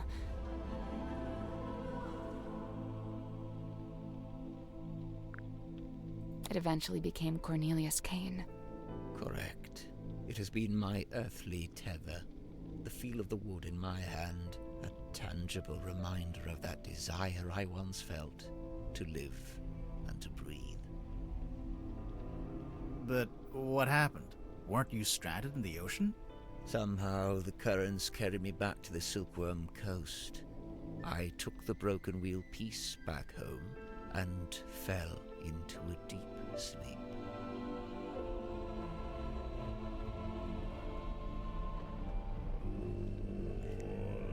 Okay, I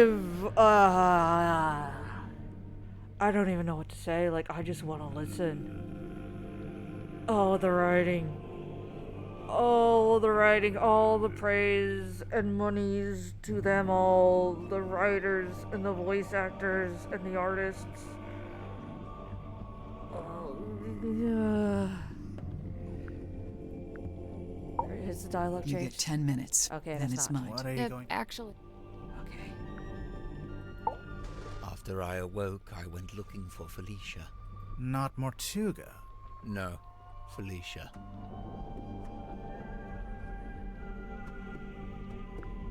Felicia had been the one wearing the mermaid's tongue. Correct. Yeah. Given what I knew of its function, I surmise she may have understood what the mermaid had said to me. I went to the Stone Top Inn, but Felicia was not there. I searched through the empty building until I came to Mortuga's room. I was encouraged to see that he had at least retained the wooden boy and the iron bell. Mortuga was in his bed, asleep. He looked ill, weak. I woke him up. I asked him about the mermaid's tongue. What had happened to it? Where was it? At first, Mortuga said nothing. He merely looked at me. He told me that he and Felicia had locked it away in the cauldron and thrown it back into the ocean. He said they'd kept the wooden boy so that nobody else would ever be able to find it. And they'd kept the iron bell so that even if someone was to come across the cauldron, they wouldn't be able to unlock it. Yeah. I was horrified to learn this. My only chance of summoning and communicating with the mermaid lost beneath the waves. Or so I thought. Did you ask about the necklace key? Mortuga hadn't mentioned it, and I did not ask about it. At that time, I simply assumed it had been left in the mouth of the mermaid's tongue and thus would be in the cauldron. I demanded that we take the dearest Selena back out on a second voyage to recover the sunken cauldron. Mortuga said it was impossible. For one, the dearest Selena couldn't recover it from the bottom of the ocean if it was not attached to the boy. And secondly, Felicia had decommissioned the ship and it was being taken apart at the shipyard. In explanation, Mortuga handed me a folded piece of parchment. Good deed. That's how we became. It had inscribed a note from Felicia. She was to be leaving town immediately. She did not say where she was going. Mortuga told me he had slept through Felicia's parting visit. He was distraught over it, heartbroken. With a desperate look, he asked me if Felicia had also come to visit me on her way out of town. I told him yes, she had. Mortuga's eyes opened wide. Did she say where she was going? I must know. I have to know. I told him yes. Yes, she told me where she was going and she'd given me the address. His eyes widened further. Give it to me. I need to know. I'll go after her. I told him I would, in exchange for the mermaid's tongue. Mortuga told me again how it was impossible. There's no way. It's lost. You need to let it go. I didn't want to hear it. I left the inn still clutching the deeds. I went down to the shipyard and spoke with Donovan Drummond. He had begun taking apart the dearest Selena. I inquired about purchasing Drummond's unused submarine, a Seafoam submarine. He told me he would be willing to part with it, but it had never been finished. In order for it to be seaworthy, it would need several new parts that would take a long time to build. However, I was determined to find a solution.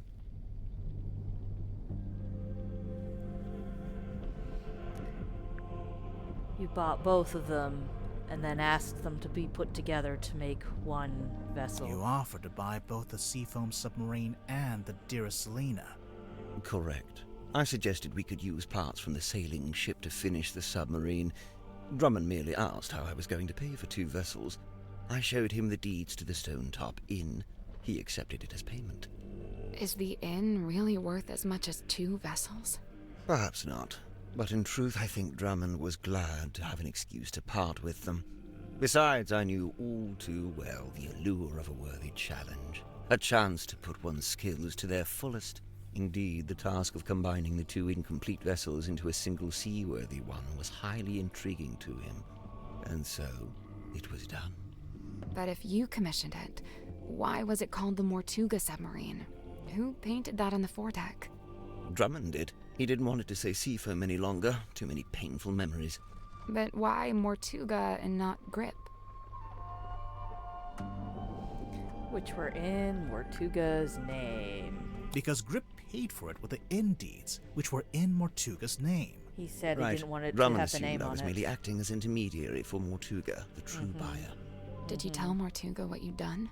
I told him of my intention to return to the ocean in a submarine I was having constructed. He wasn't happy about it, but the submarine took months to complete.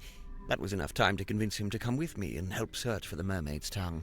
He only came with you because you were pretending to know where Felicia had gone, and you were withholding it from him. Correct. What were you going to do if and when Mortuga realized you'd been lying to him?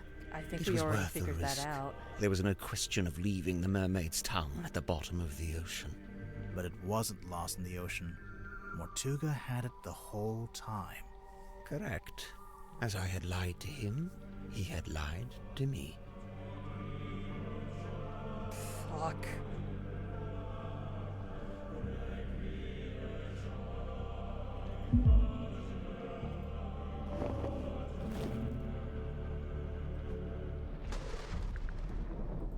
I am still enjoying the fuck out of this music.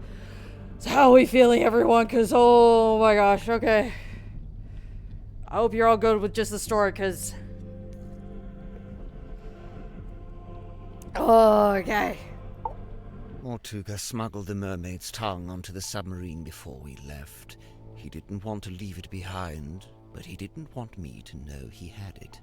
Smuggled? How? He brought it in with all the kit and caboodles. Mortuga sent me a letter, inviting me to join him on the submarine. Grip, did you know he'd done that? Mortuga told me he was going to bring somebody else on board. An old friend, a collector of occult curiosities who might be helpful. But I didn't want anyone to know what we were doing, or what we were looking for. I told Mortuga not to mention me in the letter. I followed Mortuga's instructions precisely. I arrived in Silkworm and went into the Stone Top Inn, where I found the locked cauldron. I placed it among my possessions and ventured onto the submarine waiting in the harbor. We departed. Zephyr thought he and Mortuga were the only 2 souls on the ship. I stayed hidden for a week, before staging a balloon crash and pretending that Mortuga had rescued me from the ocean.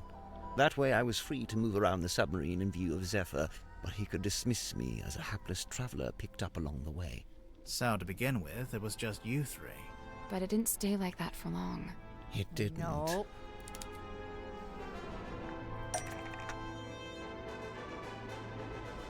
Ooh, we're back to the sticky notes. Hell yeah. Swap the info cards into the correct slots. Click the cards to flip them. Oh.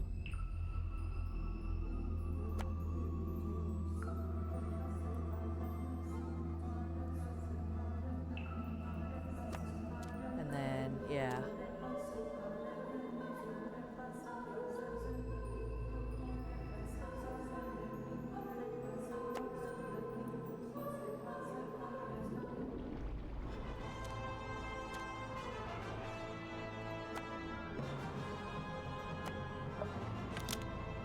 Okay, so we do... Okay. Okay, Dramatic music, I love you, but could you just shush just a teensy tiny bit? It is thinky puzzle time.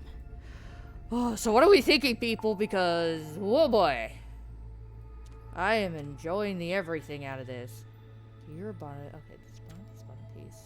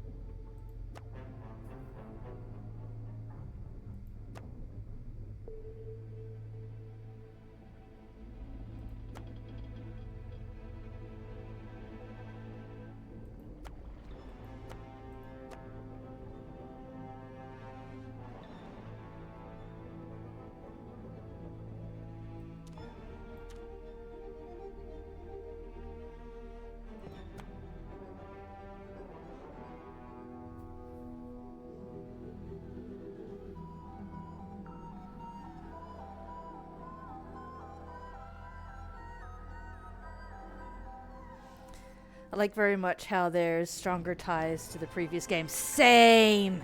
God, when it mentioned the director and everything, I had to double check to make sure I was remembering it correctly. That was so much fun.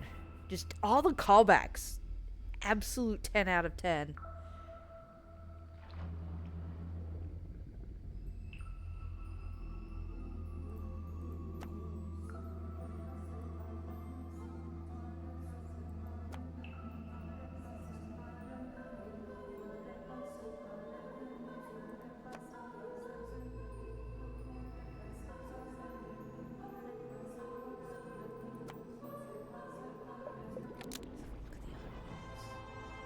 Because callbacks make it fun. It helps tie everything together. It makes the world itself more solid.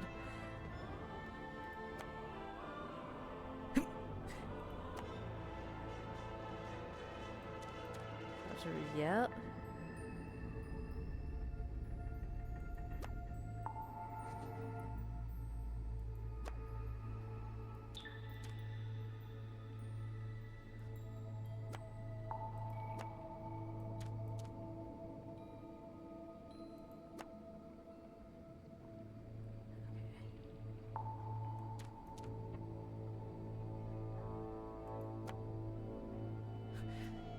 This is submarine.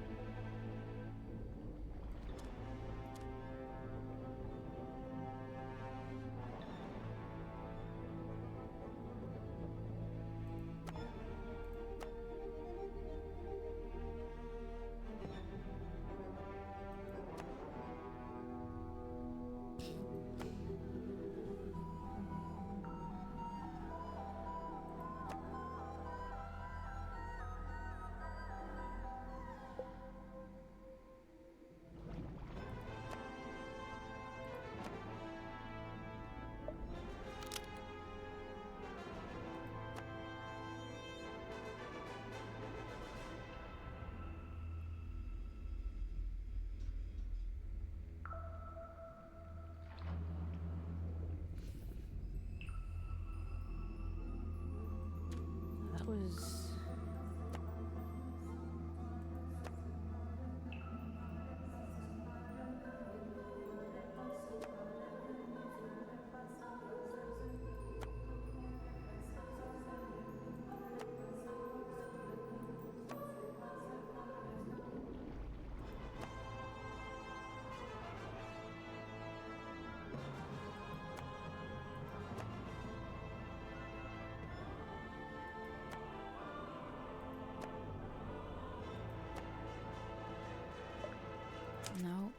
do we know? Oh, thank goodness. Okay, yes. Did I? Oh. My bad. Well, yay! that's about the long and short of it. No. What? You can't leave it like that. Okay. You've left them with misconceptions. You should tell them what you know. All of it. What do you mean? Misconceptions? Maybe one or two, yeah. Okay. I was worried for a second there I'd have to figure out how to check all of them, but I am so grateful. It was just like, hey, this one right here, like everything else is fine, but you see this one right here? You missed this one. I went, oh, thank goodness. Okay. Even though he did wish to leave the submarine, Mortuga could not accept Tadpole's offer to give up his captaincy to her. Before Mortuga could leave the submarine, he needed... Hang on.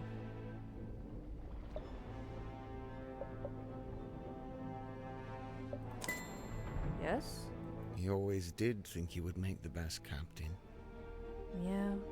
And he did want to leave. Mm-hmm. But he couldn't. Not without the information he so desired. Yep. Not just that. Since it turned out he had the mermaid's tongue on board the entire time, I don't think he wanted to leave me on the submarine with it. Probably not, and kind of understandably so. He didn't want me anywhere near it. I mean, yeah. He was trying to protect you. He was. I'm aware. I'm glad. Okay. And then... Cynthia became captain because of... but it had another page that we discovered. The black box. Well, Mortuga did decide to create the command contract after Cynthia showed him deeds. Yes? I don't think that's right. Oh, sorry.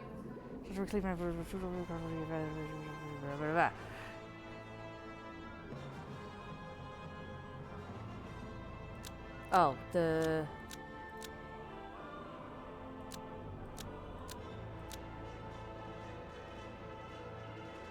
Create the command contract after Cynthia showed him the indeeds. Okay, so... That's right. Where? Because of...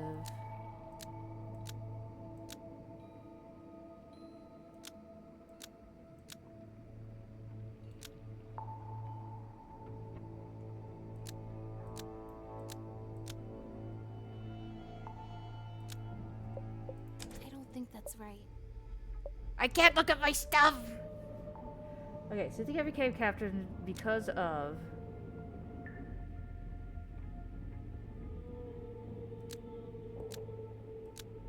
command contract. But it has another page that we discovered inside the black box. Well, it's true that Mortuga did decide to create the command contract after Cynthia showed him the indeeds, I thought. Really? This isn't right? I gotta be misthinking something. Okay. Sought out the submarine to reclaim ownership of it, yes. Mortuga wrote a contract which she found after his death and forged his signature. So they became captain because of...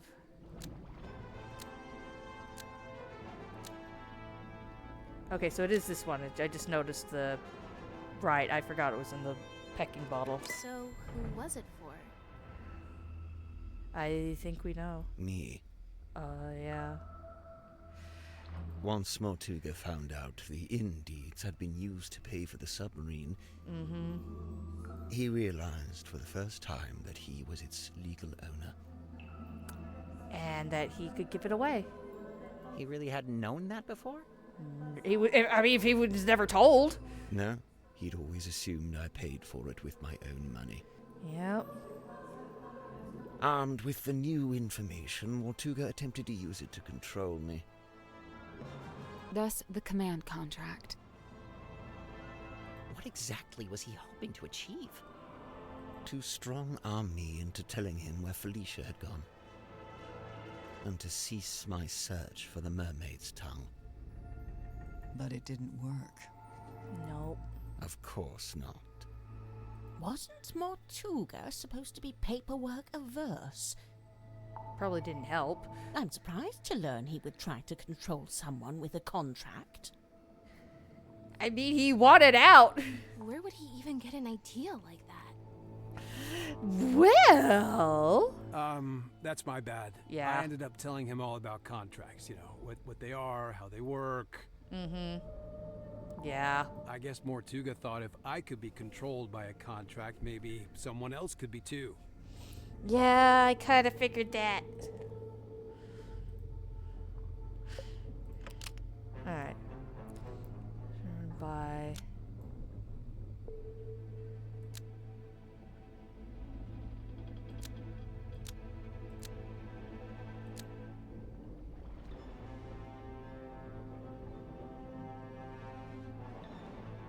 But it wasn't actually from by who it claimed to be from. I thought that said whom. But it wasn't actually from by whom it claimed to be from. No. Vincent Vandermeer. No. I remember you from the swamp.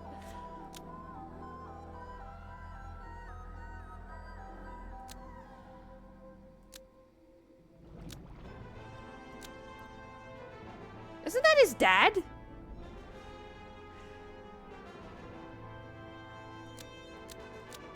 Okay.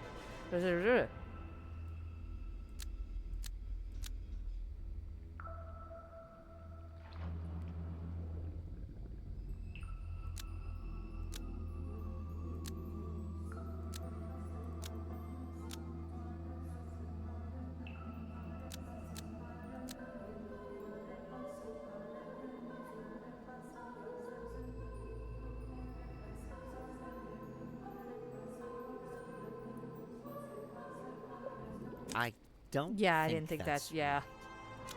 Don't worry, I actually have this one. Wait, so Mortuga wrote the letter? Yeah. Not exactly. Well, yeah, okay. Kindly elaborate for me. It was his idea, but he wasn't one for writing by hand, so he asked me to do it for him. Yep, that's why the handwriting looked the way it did. But why Ibis? Mortuga didn't want to reveal too much in the letter, so he had the idea to pretend to be a neutral third party. Mm-hmm. We learned about Ibis from that newspaper page, but it just needed to be someone you would listen to. Mm-hmm. Honestly, I'm surprised it worked. I'm surprised you didn't recognize the signature. Huh. This explains why Mortuga kept asking about my father. Oh yeah, I was wondering about that. I was wondering why you didn't see the familiarities in the signatures. Were you able to tell him anything? Even I noticed that. Afraid not. I haven't spoken to my father in years. No shit. Do you think he would have known anything about Felicia? About what happened to her? It's possible.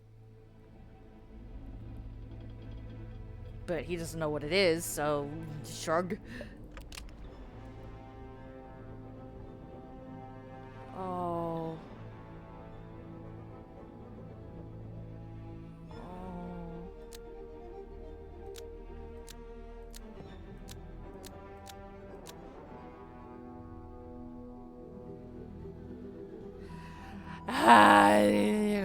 I'm fine.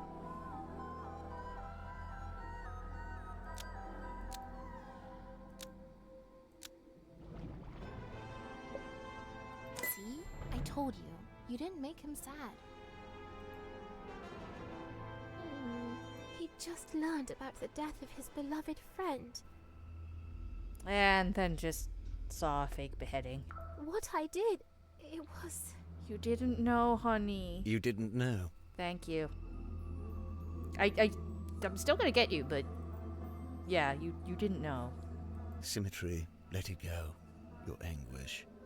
Thank you. That goes for all of you.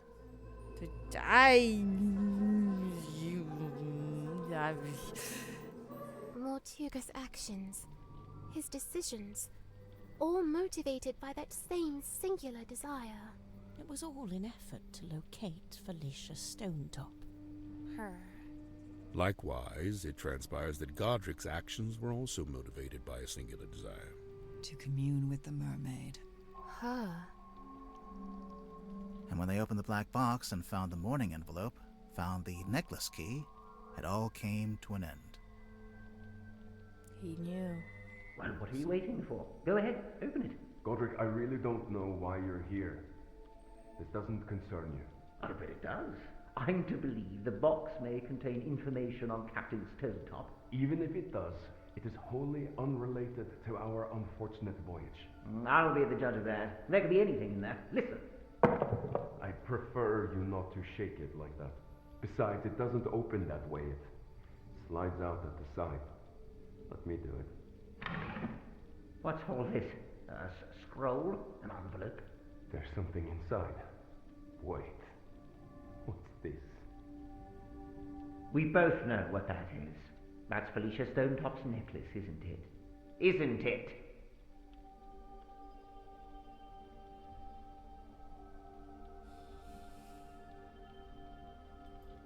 It's just so sad. Our discovery of the necklace precipitated two important conclusions.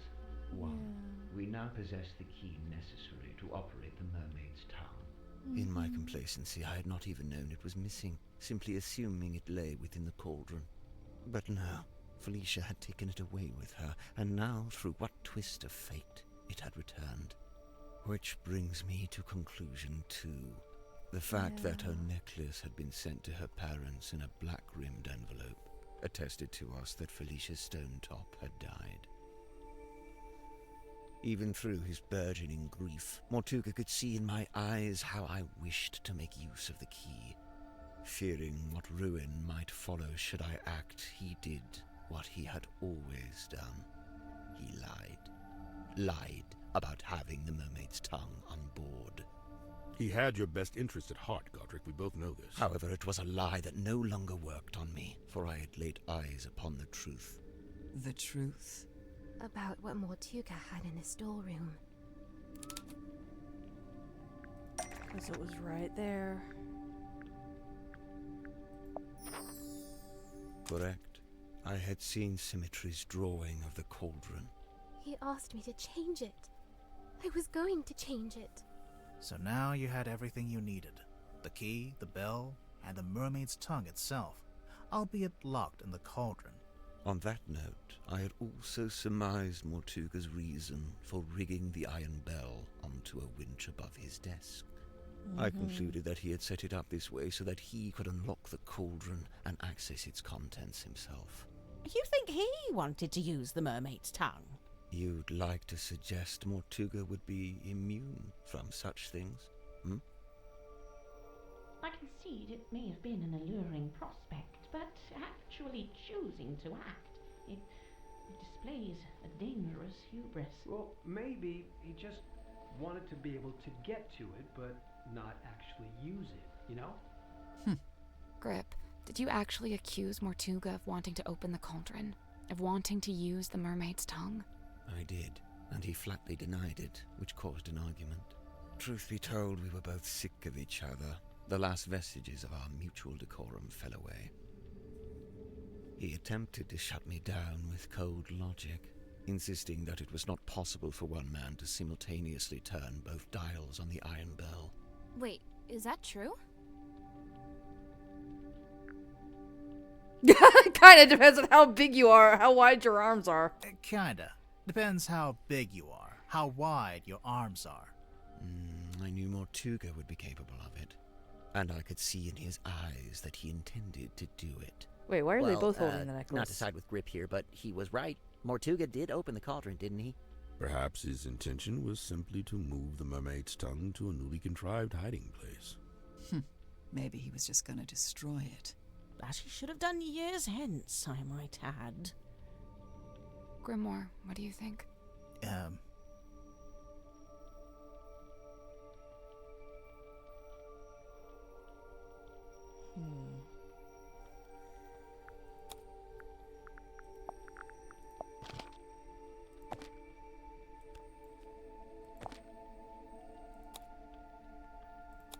Actually, I was kind of hoping to get a... Hello?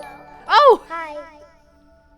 Vods, hi! Thank you so much for the subscription! Thank you! Thank you for subscribing! And 5 months! Hello, hello! Welcome on into... Oh my gosh, this! Oh, we are in the thick of it.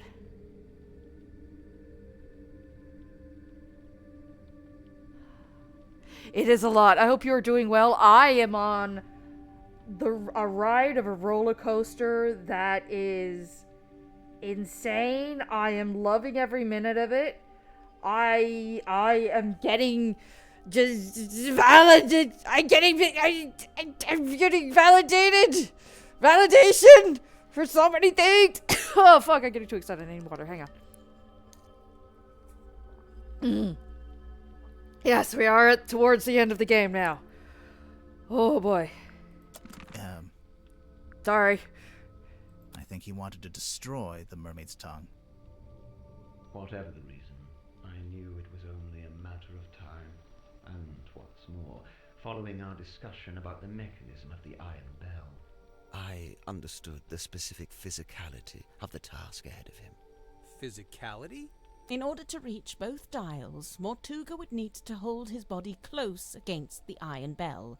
His head, his neck, would be right up against the mechanism. Overcome with frustration and grief, Mortuga had left the room. He had left me with the necklace key. Yeah. I felt it in my hand, the metal cold and sharp. I climbed up onto the desk and wedged it into the iron bell around the back so that it would not be seen. At least, not until the mechanism activated. You're a murderer. Call me what you will. To me, it was merely insurance against continued deception and greed on Mortuga's part.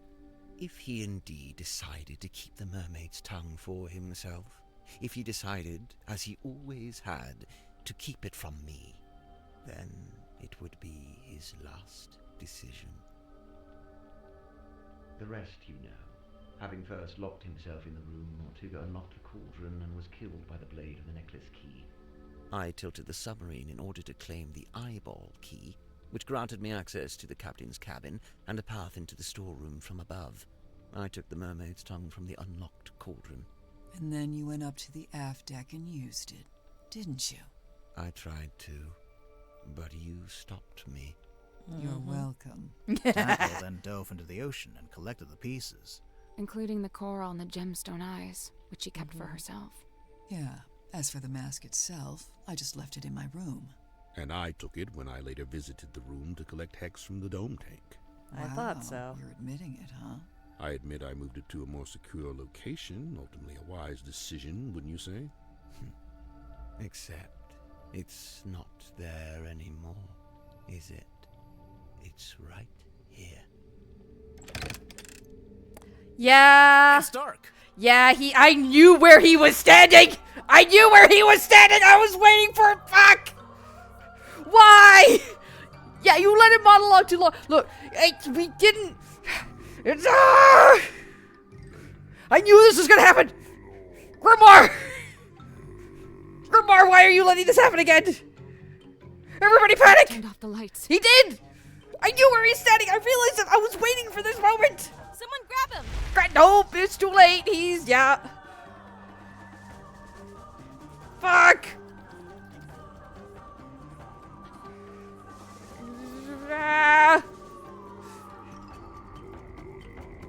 The mermaid's tongue, it's gone. You're not allowed to be surprised. He took it. He must have. Yes. He can't have gone up to the foredeck. It's still locked. Honey, there's another way out.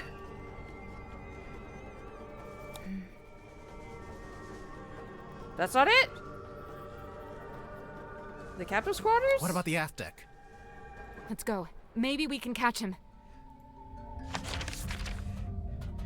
Running animations now! Running!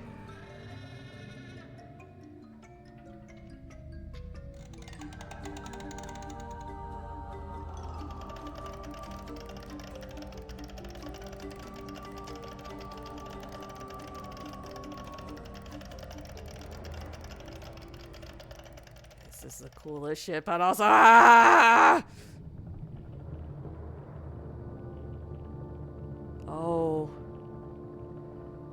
Honey, I don't think you're gonna survive this.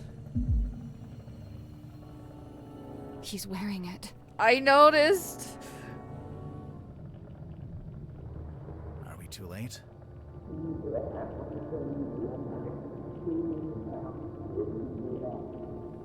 I don't... Grip? Are you...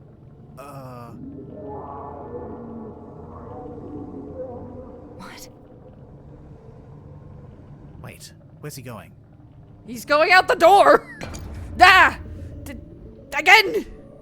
Oh shit, yes. Give. It's the compass. Oh! Fixed it. He did. Oh, yay. Whee!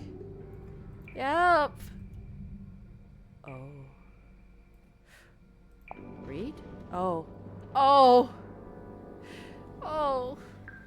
Issue with compass. Momentarily overwhelmed. Compass fixed by Godric Grip. For customer Cynthia, seafoam cost waived.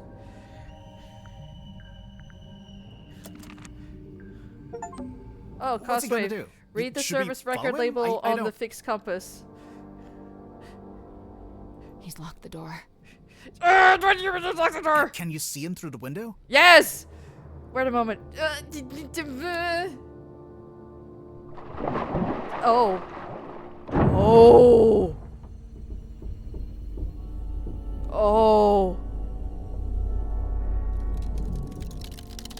Oh. Oh no. Oh no. We are not pressurized. This is bad. The pressure change, it's too sudden. It is. Oh, I even know enough. Yeah, big lady, giant woman. The submarine's not... It's not. Oh, gods. Wait, what's that? Oh, honey. The radios. It's fine, just stick. It was too fast. We gotta stabilize the pressure. It must be coming from the control room. Let's go. Go, go, go, go, go, go, go, go, go, go, go. We're being held down. We need to resurface. The submarine can't take it. The controls are going crazy. Wait. Uppies? Oh. Oh, hi.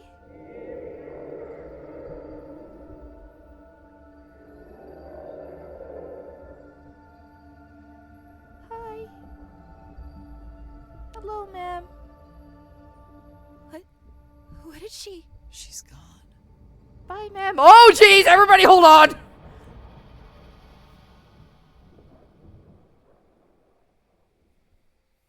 She let us go. Thank you.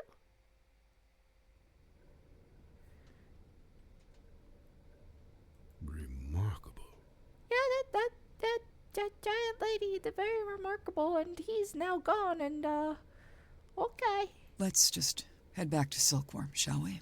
Get everyone off this submarine. I think everybody would like that, thank you. And, Silkworm would be which way? We happen to have a fixed compass.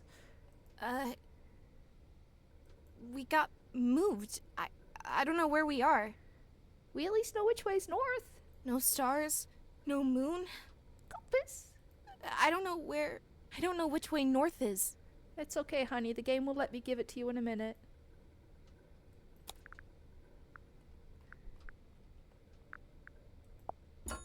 Here you go, sweetie. He did. He fixed it. Mm-hmm.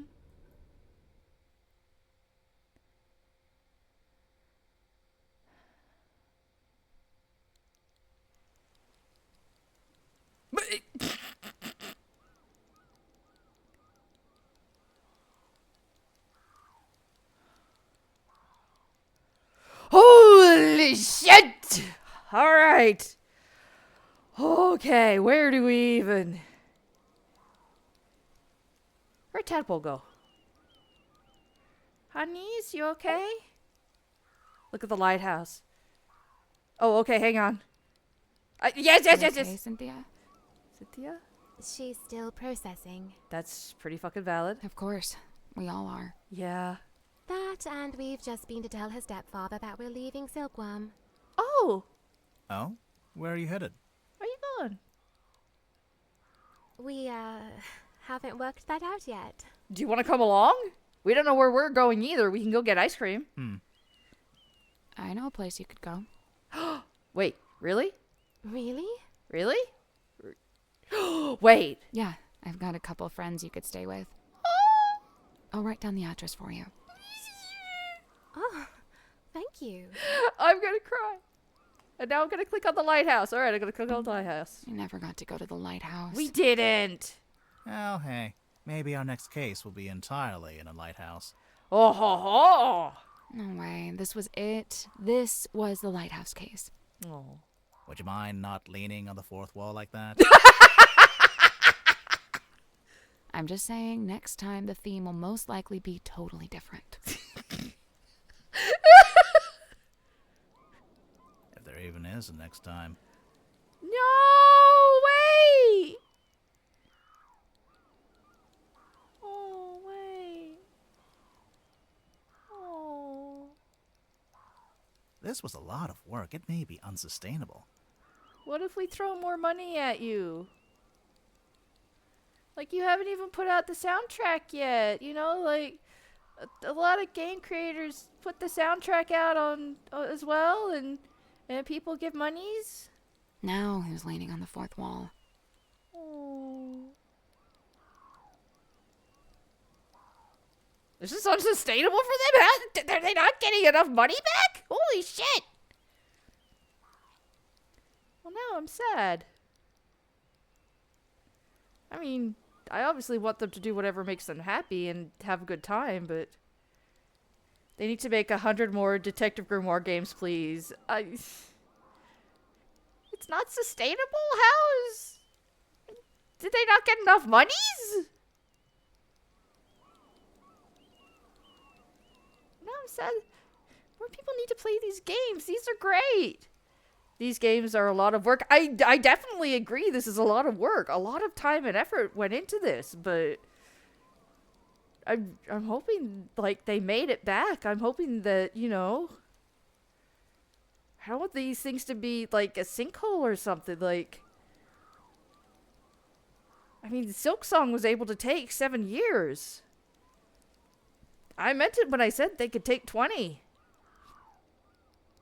Again, if they want to. If they decide not to, that's entirely up to them. But I just feel sad if they wanted to and can't, if that makes sense. But I mean, even just here alone, like, Sally's hair moving. Not just hers, it's just like all the little animations here.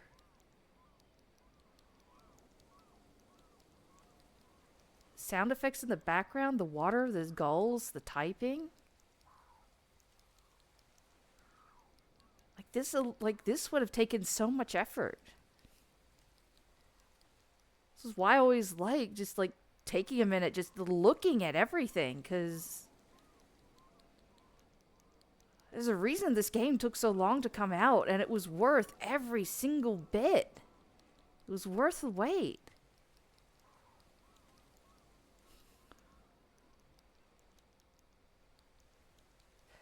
I hope it was worth it. I really do.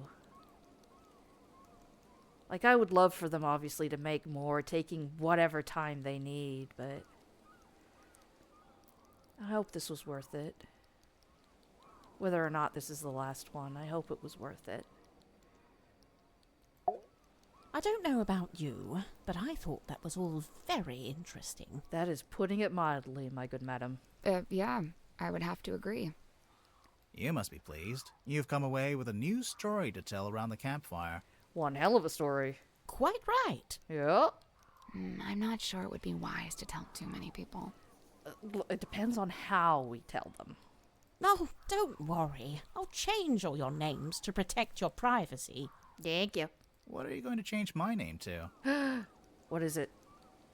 Detective Galathorn. I mean, that's not bad. Well, I love it. You gonna change your name now, sir? I'm almost afraid to ask. Sybil. Sybil!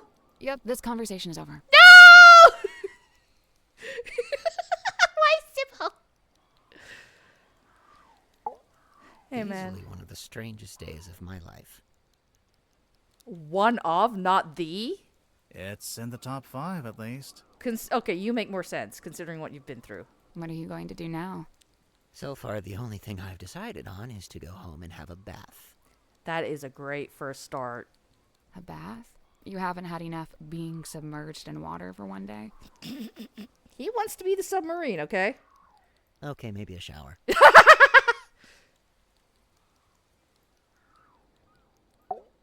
Catching up on your text messages? 0 missed calls. Can you believe that? 0. Damn. Devastating. Not even from Vanderpeer? Uh-huh. I'm writing him a message now, giving him the deets.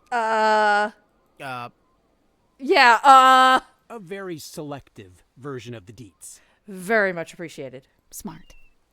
Thank you. Are you okay? Probably no. Yeah. You? Never mind.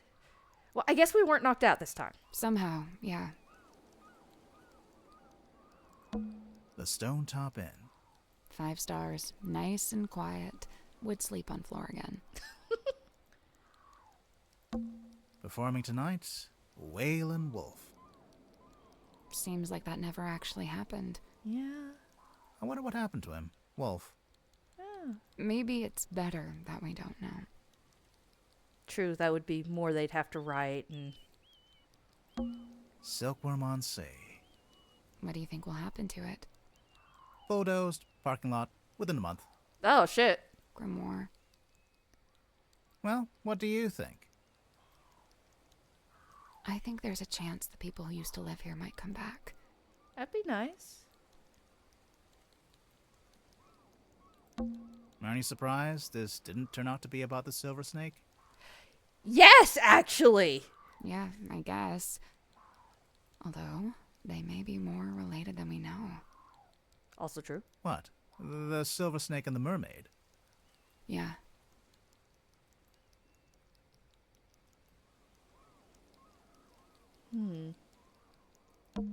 Are you surprised this... Yeah, what? Yeah.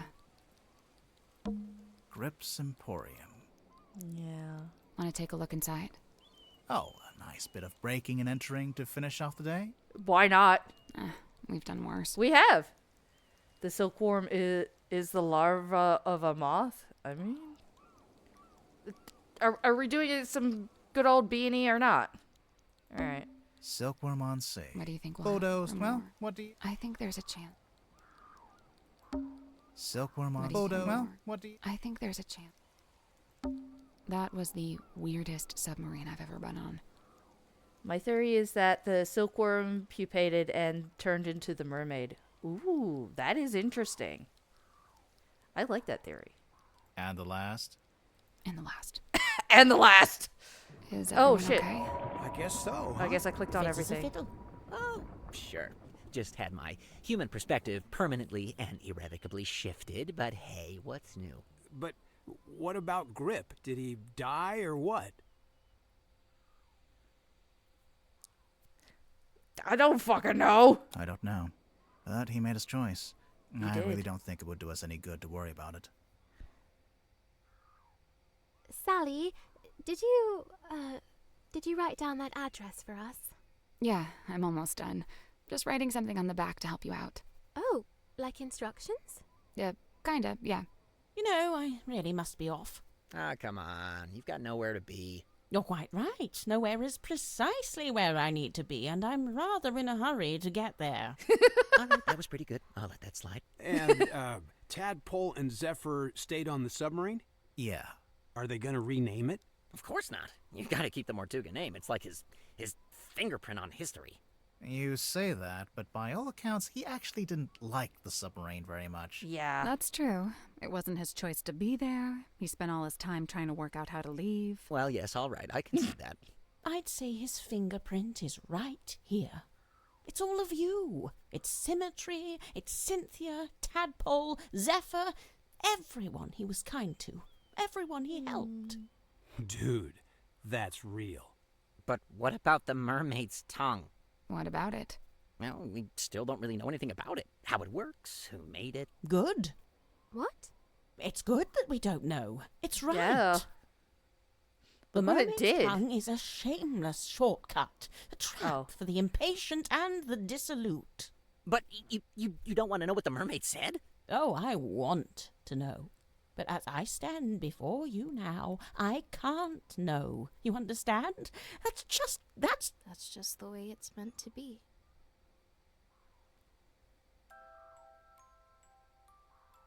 Oh, it's a music box. What do you mean that's not too far off from the truth? That is so awesome. Just the way it's meant to be? Yeah. Oh, hey! Herman announced that he wasn't going to write the sequel to his novel. Dirk was subsequently released from his contract with Whitman's. Yay! Marina Moon, avoiding all questions about where she was headed, simply disappeared over the horizon. It hates me. Yeah, it's you! I mean, you've kind of gone past, but still. Oh, wow. Madame Tadpole became captain of the Mortuga submarine. Dr. Zephyr stayed on board to continue his research, newly inspired by what he'd witnessed. You sure this is the address Sally wrote down? Yeah, it must be. Please she be wrote where I something on think. the back, too. Oh yeah, what was that? Instructions? It's a little poem. You should read it. Me? You're the poet. No, you read it. Oh, come on. Eavesdrop what the stars are saying, earthly tethers slowly fraying, floating, helpless from the worst of jealous hunger, selfish thirst. Take a moment, kneel and meet the flowers growing at your feet. It is!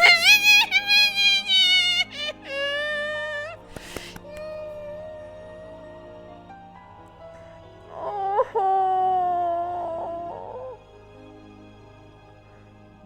Yeah, the bird hat is back. Yeah, oh my goodness! Oh, you can't see my mouse just flailing all over the place. Here it is, it's Fifi! They said she moved! There she is! Oh! Oh, Poppy and Fifi! Oh!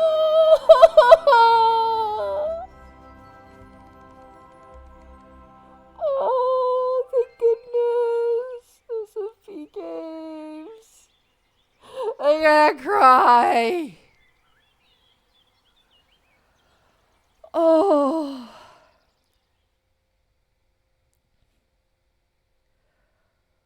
Oh.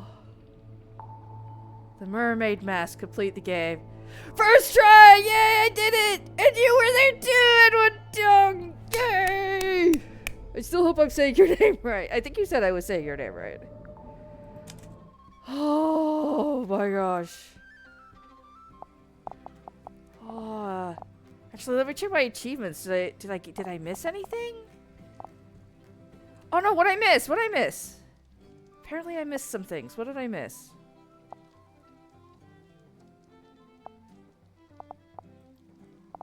What did I miss? I apparently missed some achievements.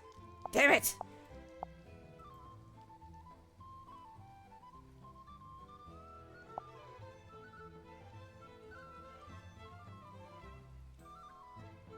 Huh.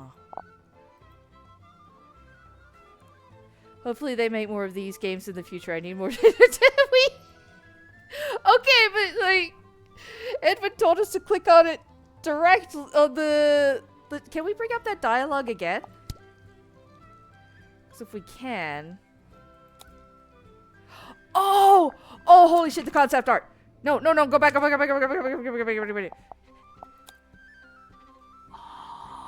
What do you mean they just included it free with the game? The first character I drew in the game, an experienced young mechanic turned newbie submarine captain. I enjoyed playing around with the idea that she would wear nuts, bolts, and spanners in her hair and as jewelry. At one point I gave her an oversized spanner which felt a little too fantastical. That's fair. Yeah, the fact that it's unsustainable, though, like... I do still hope for more of these. I would love to have more in my life, but, like... If they need to take time... I don't know. I still genuinely think if, like, even if they didn't make another one, like... It is entirely up to them. Would I love more? Absolutely. I would love to have so many Detective Grimoire games. I'm not gonna lie about that. Would love it. Absolutely. It is up to them. If they decide to do other things, they're more like that is their choice. 10,000%. If they do it later, if they change their minds, it's all up to them. Oh, hang on, I need to take a sip of more water. I've been yelling too much. Zephyr's odd profession as a dream doctor was the leading point of my original sketches. I wanted him to look wise, but equally spiritual and eccentric. The tattooed eye on his head was to suggest a third all-seeing eye. Adding the spectacles was a turning point for me, because it made him look slightly disassociated and somewhat sinister. Yeah? These are so good, though. Catherine just knocked it out of the park with so many of these. Oh! This is my first drawing of Zephyr. I always imagined him draped in long, old-fashioned scholar robes. Thank you, Adam. Adam jump scare. 10 out of 10. Oh, wait. Oh, okay. I screwed up. Go back. Oh. When Cynthia was first conceived, her name was Dorothy Drummond. She was less of an intrepid mechanic and more of a goody-two-shoes genius who always knew the right answer. Her hair evoking someone eagerly raising their hand in a classroom. I see it. This particular outfit was inspired by German mathematician Emily Noether? Noether? That really does, yeah, that's a hand. I wanted Cynthia's appearance to suggest that her new captain's role was ill-fitted for her. I put her in an oversized authoritative sea captain's jacket that is clumsily worn over her mechanic's overalls, like an afterthought.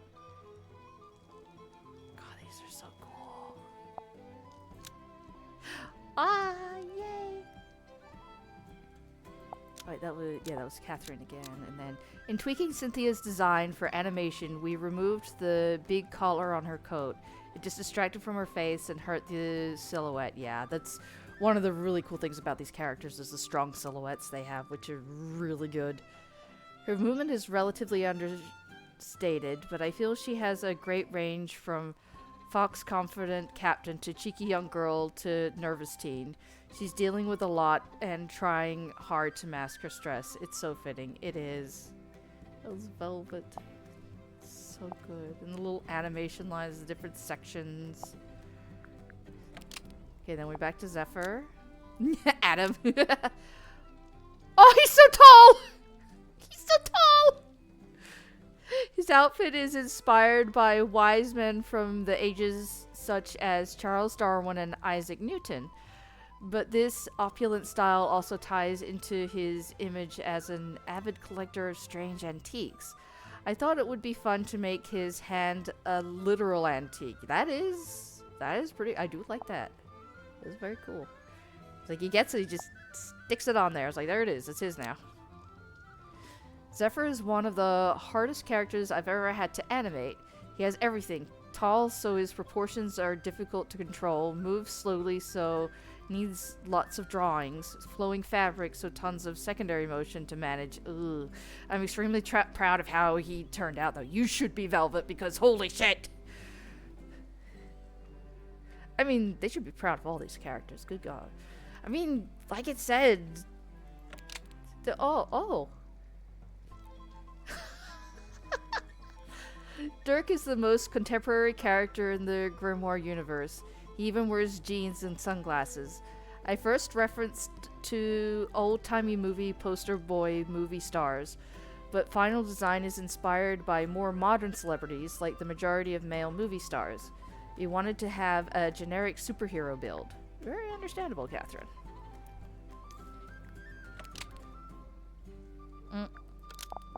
I did it wrong again. Hey! Dirk was modeled after popular movie actors you might have seen in blockbusters in the 2010s.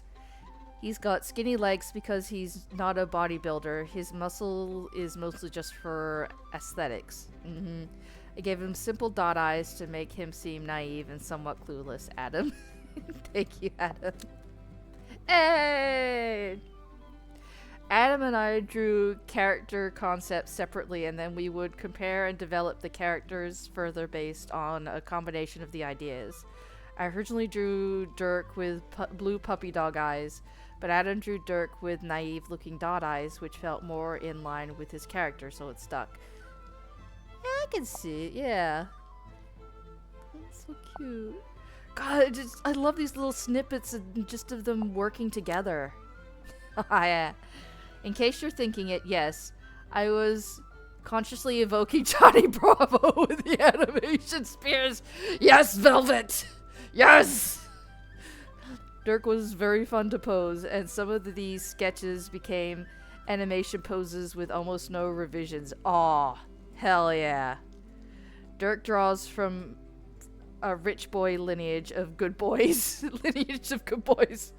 He very much has golden retriever energy, and look at this. This is so cute. Yeah, he's just a golden retriever. Oh, that was ooh. Oh, I love these. Sim was originally considered the prime suspect, and to add to the suspicion, we wanted her to be spooky-looking, pale features, white Victorian clothes, a body shaped like a ghost, and a face like vacant doll. I added an eye on her locket, a symbol that became synonymous with her mentor Zephyr. Oh, I love Adam's drawings. Symmetry was originally called Felicity Fogg. Eventually we realized we shouldn't have a Felicity and a Felicia. Yeah. So I came up with Symmetry Silk Moth instead. Sim's crystal ball, being known as the Fog Ball, is a vestigial trace of her original name. Ah, that's neat. Oh, dang. Ooh, look at all these. She's an illusionist in training, so I perched a tiny wizard hat on her head, gave her magician's gloves, and a cape that was far too big for her. There was also a phase where I imagined the eye on her locket would always look in the same direction she was looking. One of her tricks. Oh, that's so cute and cool. Sim is one of those characters where translating Adam's design into 3 dimensions was a lot of fun. She has a great box-shaped head, so it was important to me that it worked from all angles. I ended up giving her some subtle rubber hose arms in motion, making her look a bit more pathetic and adding to her antiquated image by evoking 1930s animation. I noticed that. That was so fun. Thank you, Velvet. I know Velvet can't hear me and will probably never hear me, but I don't care. Thank you, Velvet. Ah, yes! There were rumors that Mortuga was under a curse and couldn't leave the submarine to see the light of day, much like a vampire. He is a visual combination of Sinbad, Captain Nemo, and Count Dracula. I gave him sunken vampiric features as we wanted him to seem intimidating. I tried to imagine the way this curse might affect his appearance, his hair starting to look like coral. We also needed to show off an important scar on his arm, so I came up with the idea of him wearing a half-ripped jacket. Yeah, those fingerprints. Oh, I love the final design, but I like some of these too. Also, just random torso in the middle of 2 of them. Grip's original inspiration was somewhere between an eccentric oil salesman and Willy Wonka. I can definitely see that. I liked the idea that his face could be wide-eyed and overly friendly, and then quickly become dark and scheming. Ooh. It's so tiny. Eventually, I started to incorporate the aeronautical theme into his look. I experimented with compass belt buckles, propeller bow ties, and eventually the recognizable hot air balloon hat. Once we shrunk down a version of this hat for Cornelius Kane to wear, we knew we had found our grip. Oh. Grip was surprisingly hard to animate. We simplified him quite a bit after I came on, but he still had a lot going on and very difficult proportions to control. I love how he turned out, though. I'm pretty sure he has the most unique poses of any Grimoire character ever, too. I hope you appreciate... Velvet... I appreciate them. Is he holding a fried egg right there? No, he's... in his hands! No, that's a saucer! It's a teacup and a saucer! He's just having a cup of tea! It's just a little saucer plate. I feel like it would kind of be him if he was holding a fried egg, though. He's resting. He's resting the cup on an egg. I know it. Yep. I mean, that does kind of seem on par with the guy. God, look at him. Look at him go. Ah. A writer who's a little rough around the edges and seemingly always grumpy. Adam was keen on referencing Stephen King for his character, which is where his furrowed brow and painted. Hang on, I apparently need a sippy. Where his furrowed brow and pained expression were derived from. Again, thank you, Adam. This is my earliest drawing of Werman. I imagined him with a perpetual 5 o'clock shadow, wrinkled clothes, and a dated haircut. I always felt like he should look like he belonged in the 1970s. Very fair. Ooh. Dirk. At one point, my version of Werman started to look a little too confident. I remedied this by making his hair look less styled, giving him loose clothing and a hunched posture, a bad habit acquired from hours writing away on his typewriter. This early drawing of Werman looks so much like Stephen King. I mean, yeah. Look, it's Stephen King.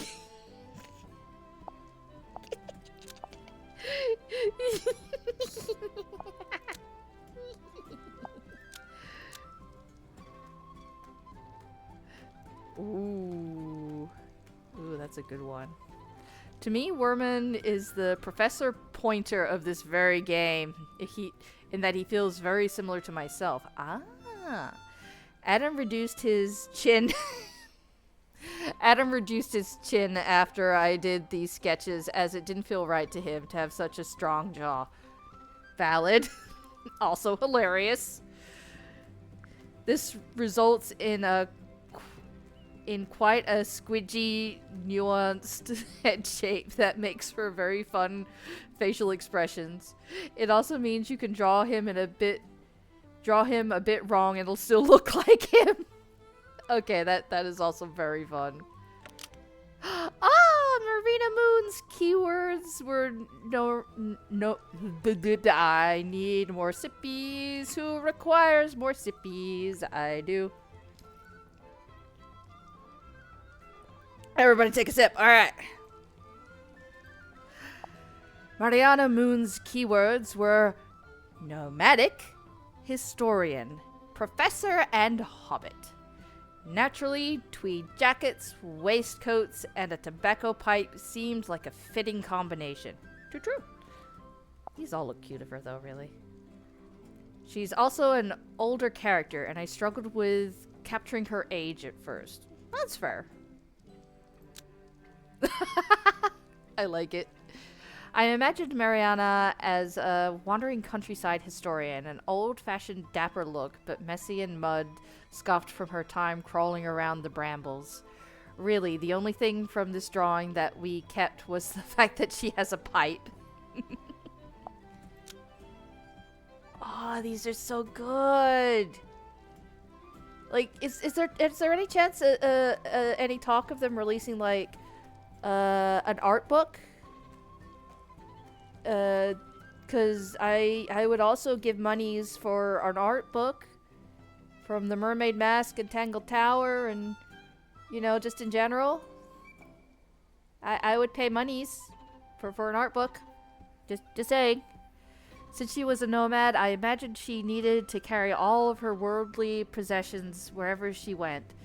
In one image, I drew her wearing all her clothes at once. That's hilarious and I love it. I also started drawing her with moon-shaped accessories, which eventually made it into her final design. Yeah. Look at this one. But also with like the curls. Oh, these are so fun. There we go. Oh, in a hammock.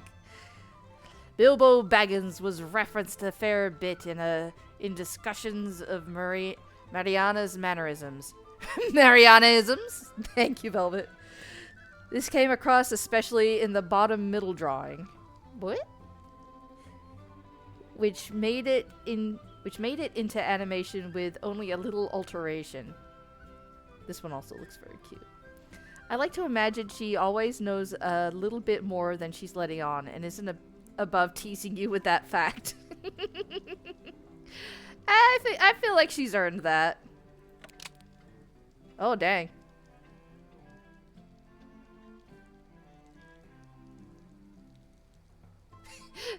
Fish scale pants!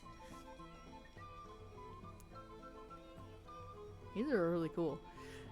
Madame Tadpole is a peculiar character, as you're not sure if she's human or a fish. I mean, I thought she was trans. I don't know how accurate that is, but at one point I really lent into that idea of her being a human fish and drew her with fish-style features, put barnacles on her body, and gave her hair made of seaweed that she styled to look like a fin. Ooh. Oh, yeah. That's really cool. Ooh, this one almost feels like more shark vibes. Tadpole was a very difficult character design. We had to change her head shape several times before we finally landed on something we were happy with. In the name of simplifying the design, we also removed some of the extra details I initially wanted, like shark bite marks on her arms. Ah, yeah. That's fair. Adam makes a good point, because the more details you have, the more you have to animate, and the more you have to draw in different frames over and over. It takes time. But you also don't want things to be boring. These are also cool.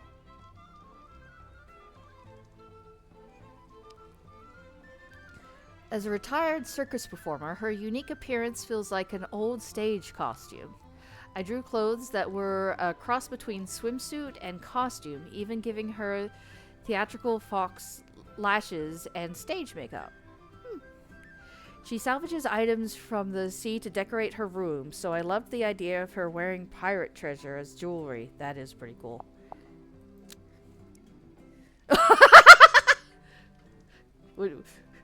What's up there? What did she see?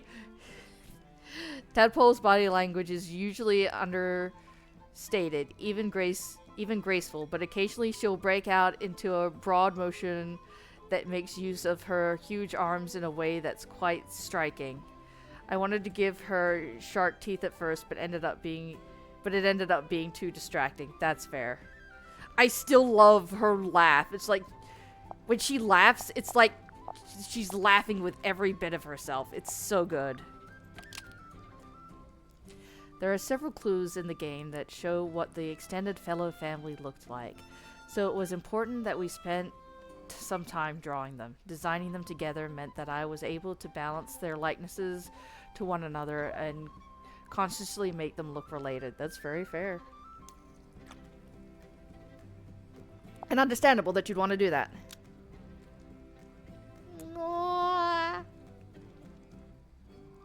Some cleaned up art to confirm the final designs for several side characters, including their meatballs for the model town. Meatballs! From top left, Baroness Fortuna, Governor Fellow, Governor Fellow, then Selena Stonetop. That would have been funny. Selena Stonetop, Damien Dusk, Felicia Stonetop. Ah. Oh, we're back to the beginning. Okay, locations! I hope you're all enjoying this as much as I am, because I am enjoying it. Oh. Like, because, like, this also, like, again, all the work and effort that put into this, right? That was put into this, that went into this, the designing of the characters, and now the locations that we're going to look at. Like, it's like Edwin said, this takes so much time and effort. Like, we're just seeing a few snippets of how much work went into everything, you know?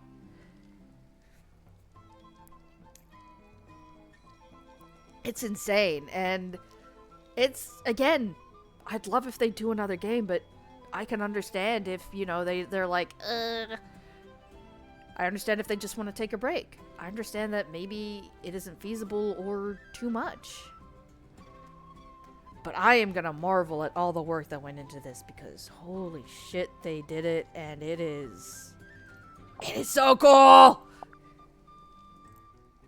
The first scene in the game, the original idea was to have players think they might already be on board a ship, so the space is very wooden for this reason.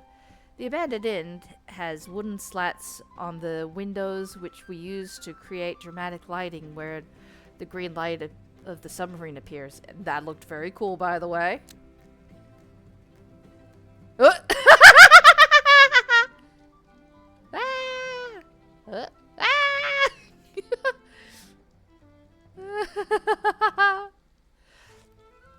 Here we wanted to see the idea of the themes of Silkworm on Sea by showing a lot of sea serpent imagery.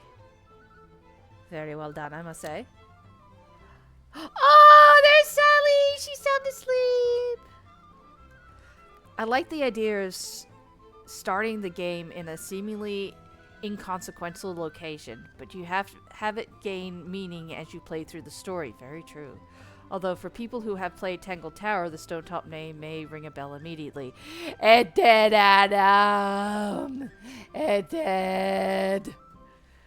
I need to stop doing that. That's hurting my throat. But the drama was necessary because I kind of logged onto that. Also thinking of the dialogue for clicking on so many things. Ooh. The biggest story in this abandoned fishing town is the discovery of a sea serpent, which we represented with a statue in the town square. It felt... Oh, I thought that was like somebody throwing a clipboard or something. I was like, wait, what's that? Also, that looks like a bee. It felt more impactful to show a close-up of the fisherman's foot holding down the serpent, driving home the narrative of the serpent being the town's conquest.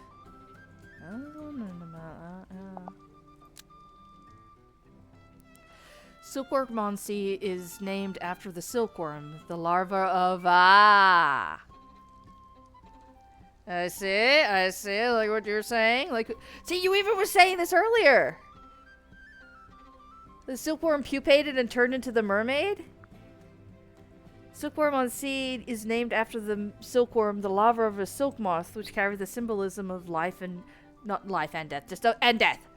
Of transformation and death.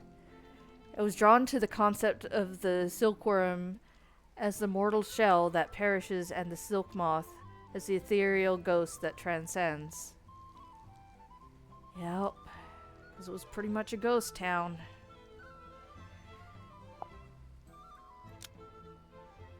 Oh, the rocks. See, just look at all the...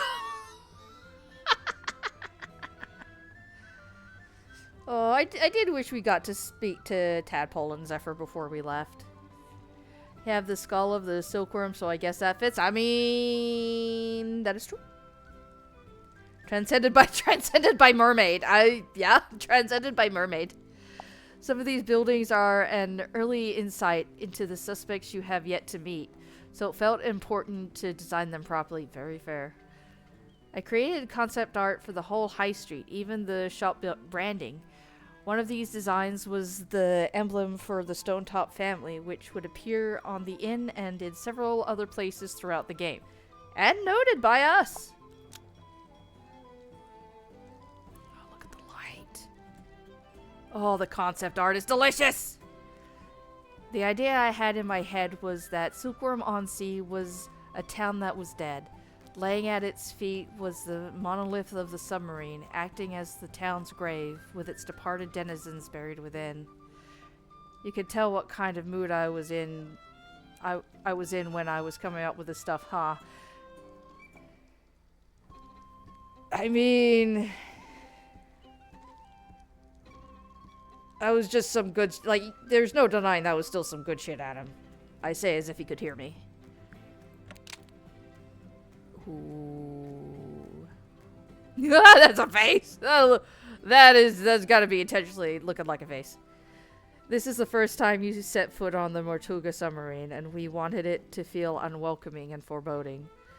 The buoy's chain leads the player's eyes towards a dark, uninviting open door. The puddles of water were a good opportunity for creepy reflections. And it was really cool. It's still creepy. Originally, the Seafoam name was crossed out with red paint, but Adam and I agreed it was too cliche for a murder mystery. That's a fair point. The yellow does a good job at feeling aggressive without being too oh, for fuck's sake. Macabre.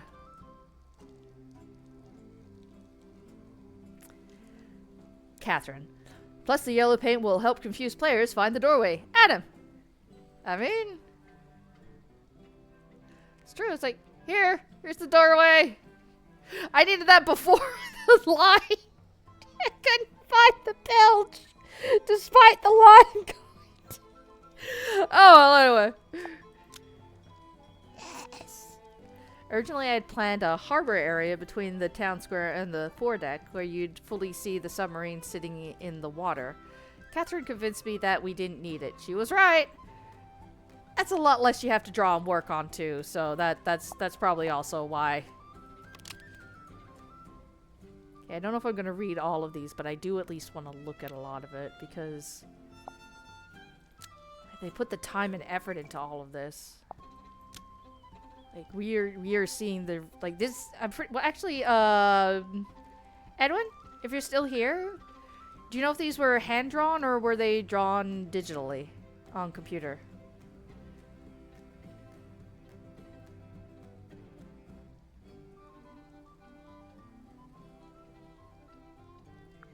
While we wait, we look at more. This is computer, yes. I think the pipe in her mouth. I mean, probably digitally, I would not be able to confirm. That's fair. I figured I'd just ask, just in case you did know. Because I know with some games, I've actually seen them draw stuff by hand. I know Don't Starve, one of their animations was done in watercolor. So both digitally and traditionally are options. But that's fair. No worries if you don't know. I just thought I'd ask just in case. Digital art is drawn by hand. Well, yes, but that's why I switched to saying traditional art and digital art. Which is more accurate to say whether or not it was drawn on pencil and paper or watercolors as they did it with Don't Starve, or by digital means and a tablet pen.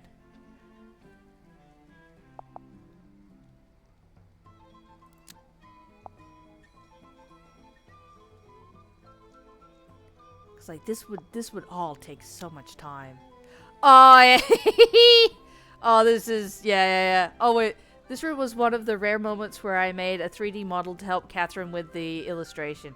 Oh, fair. Something about the perspective of that little staircase was just really difficult to visualize without blocking it out in 3D. That's fair. They made a couple YouTube shorts about doing concept art on paper. Ooh, they did? Is that on their YouTube? I'm guessing? Or, like, where did they post that? Ooh. Okay, again, we're not... Why do you, sir? Sir, you look so intimidating there, sir. Sir, please. Oh, no, wait, hang on. I still want to go back. Ooh, I'm figuring out the colors. YouTube shorts are usually on YouTube. We've been streaming for 3 hours. It's past 10 p.m. I don't know why I read YouTube shorts out loud. No, just make fun of me. Just make fun of me. I goofed. I goobered. You are right. YouTube shorts are usually on YouTube.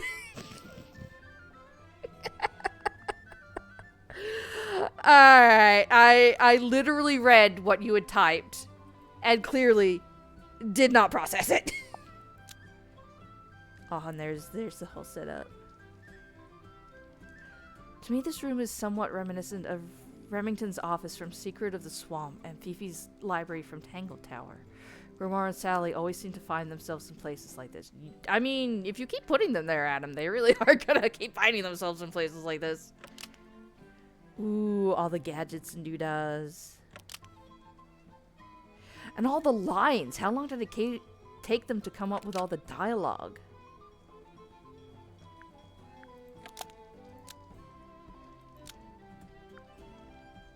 I wonder if people who have recently played Tangle Tower were stopped in their tracks when they saw that empty bird cage hanging from the ceiling. I mean, don't worry about it, Adam. I played Tangle Tower not that long ago, and just don't worry about whether or not. Tangle Tower came out in 2019, 7 years ago. Oh, I didn't play Tangle Tower until recently. When did I play Tangle Tower, actually? Hang on. Let me check. I played it very recently. I did not play it until recently, and I somehow avoided spoilers. Where Tangle Tower, where did you go in my Steam library? Hang on. Tangle Tower!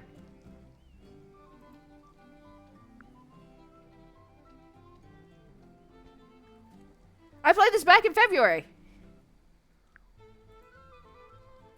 They might not have immediately started making the new game, but I'm sure it was in development for a long time. Oh, yeah.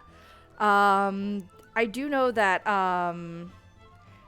Edwin said that they, made Crow Country while they were working on Mermaid's Mask, so when Crow Country came out, this was being worked on. So it's very understandable they took a very long time with this, because there's so much to work on. Oh, that's cute.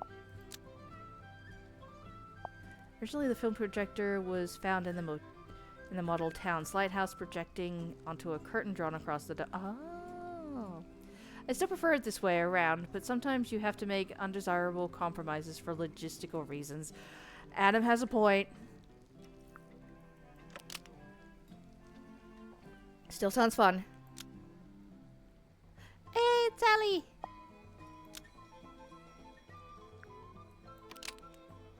God, part of me really does want to read over this. But, like, I'll probably do it off stream because they just took time to do all this and it's so good. But yeah, I don't know if they have any plans for an art book, but like if they want more money thrown at them, or I also have the Tangle Tower soundtrack, so if they ever come out with the Mermaid Mask soundtrack, you know, I'm damn well positive I'm not going to be the only one buying it, that's for sure. Oh, look at all the plants. This is so nice. Ooh, it almost looks sinister without the color.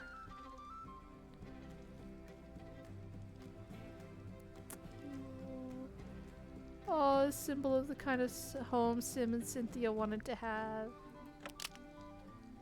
Oh, the bunk rooms. We need to start a GoFundMe. They need to start a GoFundMe! I mean, isn't that what the Fine Brothers did? With, Psychonauts 2? They're like, hey! Do you guys want another game? And, the response was, shut up and take my money! I guess, if, you know, the SBF team, you know, if they want to run another Kickstarter. Brandon Sanders did that for a couple of his books. He did! Brando Sando did do that for a bunch of his books. The secret projects, yeah, it was, I remember watching the video for those where he's just like, so I decided to take a break. And then eventually he's like, so I failed in taking a break and I wrote several books. I'm like, of course you fucking did. As someone who loves writing myself, you know what you do when you take a break from, well, I think this works for almost any craft, honestly. Yes, I'm gonna take a break from writing. I'm gonna take a break from drawing. What am I gonna do? Write. Draw. This is what I do for my break. Tress of the Emerald Sea was so good. Ah, yeah. Oh, so good.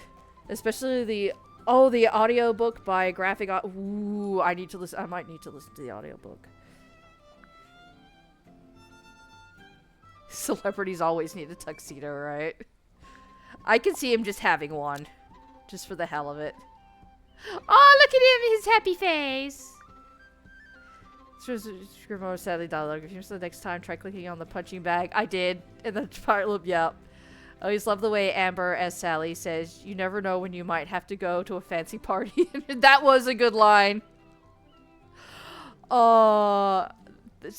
Again, such good writing. Such good audio reads. I mean, that's another, like, the voice actors, like, I mean, you could ask, Edwin, like, how many times did you have to, like, record audio? Like, you must have had so many lines. Everybody must have had so many lines, because there was all this dialogue. Ooh. Oh, the mess hall! Before it was all zigzaggy. I still love the pufferfish lamp line, too.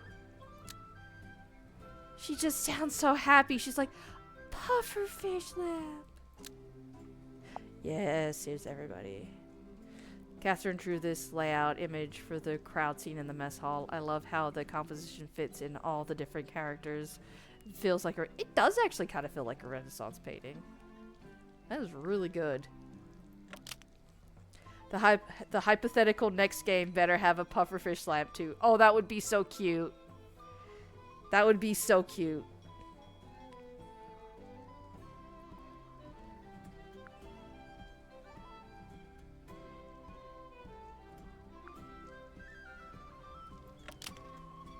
Oh wait, hang on. Again, just Sally's like, yes, I am a Victorian child who needs to ride the rocking horse.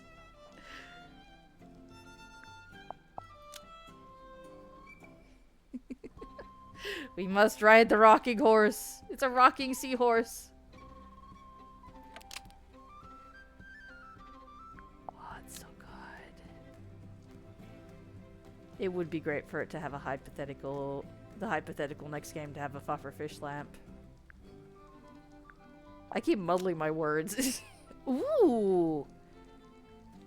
This is a 3D model I made to explain my vision to Catherine. It was a particular combination of ideas. The dead end of a utilitarian submarine corridor, the world's smallest magic show, and a window looking out into the mysterious void of the ocean. Adam. I mean, this just immediately made... Oh, X. Marks the spot. Feet! It looks like it has feet! I mean, this is just immediately making me think of, Crow Country. Which I still need to finish. I got lost. Again. I need to finish Crow Country, but I'm lost. Oh! That is creepy. Hello.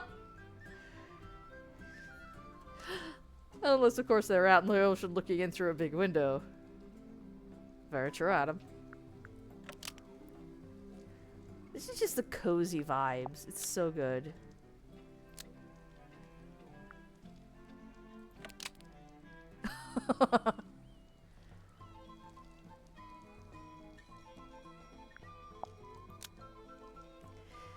Yeah, I did always think it was weird that he just landed there and so happened to be found, but then they just have to find Tadpole nearly drowning, so it's just like, well, Yeah, the suspicions were correct. Most suspicious people just didn't fit right. Ooh, yes.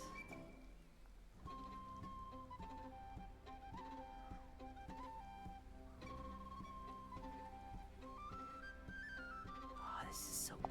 Like, I'd love to be in an area like this just to check it out. It almost makes me think of like some of the stuff I've seen, like the photos I've seen taken from, what is it, Meow Wolf? I think it's Meow Wolf. Like these bizarre locations, and they're just, again, so good.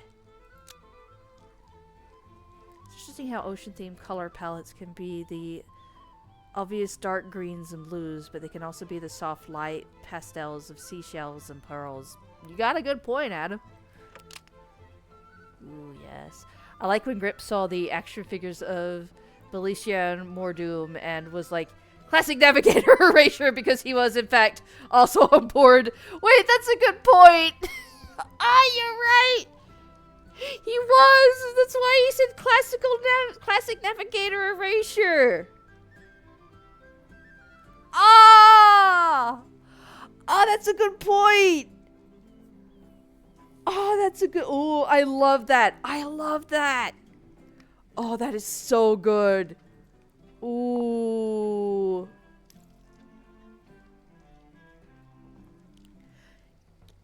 Oh, that is so good. Oh, and the... Yeah. For a long time, this room was called the Ocean's Eye because it looks out into the ocean, and because I wanted rooms with cool, memorable names. I mean, that's pretty fair. When I realized I had never established that it had any kind of name at all, I sheepishly changed it to the rather more mundane Dome Tank. Aww. Poor Adam. Ooh.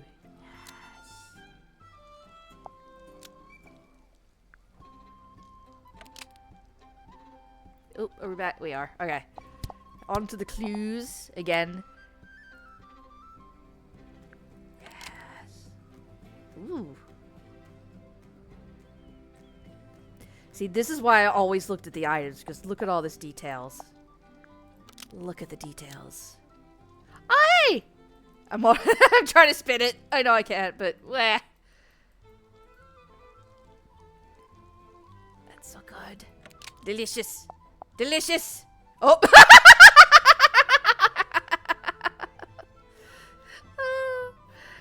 An early drawing I did for the book cover, and some for photographs that would appear on the inside. Publisher Kristen Kale and author J.D. Werman.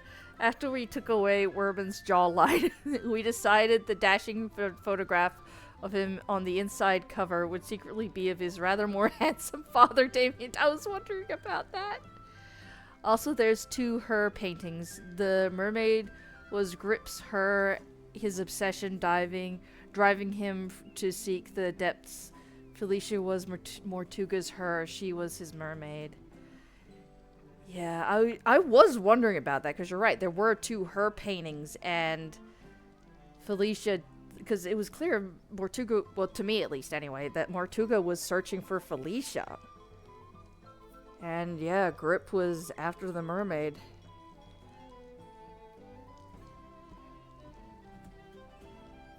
Two different obsessions. Just keep looking. So good. It's like, hey buddy. He's like, sir, you don't have a ticket. You're not allowed to be on the boat, sir. Oh, yo. Ooh. Oh, wait, hang on. Oh, no, it didn't have the 3D. Okay, never mind. Yep, here we go. Here's the first her painting. And then, yeah, the fact that you can move the... Like, it hides the boat, and then you move it, and there's the boat. Garlic! Garlic symbol! There's a red herring in relation to circulation rooms. Okay. We later changed the symbol to a sun to represent vitamin D tablets. That does make more sense, because I don't know what garlic tablets would be for. I'm sure they have a purpose and they exist. Okay, hang on. Actually, I'm curious. I need to look something up. Hang on.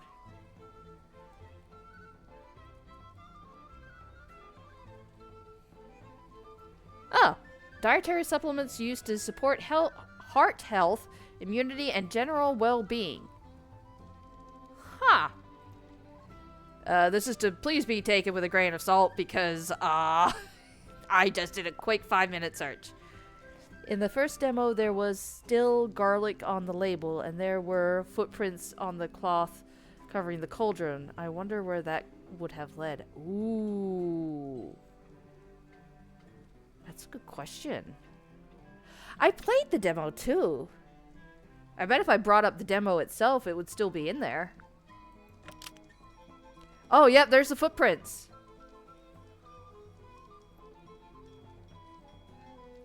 Sim used this cloth for her new... Oh, the demo has been updated since? Damn. That's fair, though. Sim used this... Well, I haven't updated it, though, but there's a good chance it wouldn't only play if I updated it, so that might not work at all. I'm actually not sure. I might try and check that out later. Repurposing it. I wonder if she just, like, stood on it to help her set everything up.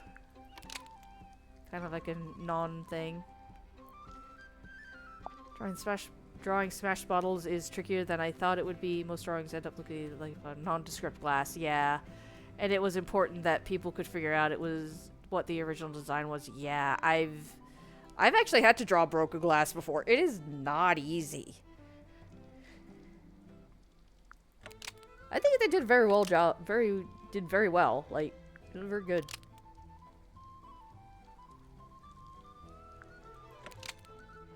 Eggy.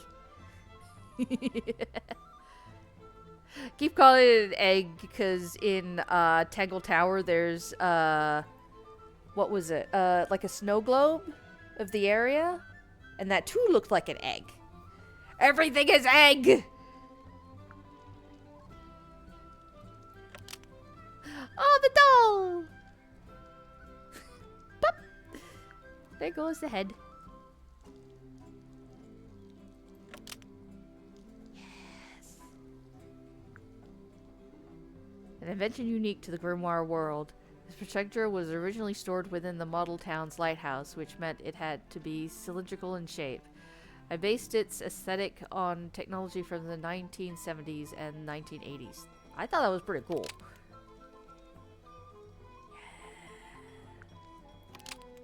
Oh, the eyeball. Lots of eyeballs. And yeah, I mean, to think how that would work. That's pretty cool. Aww. Sim wears this locket all the time, so it looks a little tarnished and old. We designed the inside to have a ripped photo of Sim's mother alongside a tragic attempt to redraw the missing face. Yeah. It's always interesting to imagine the drawing style of a character, especially when they were young. That's so sad. It got damaged and she just did her best to fix it.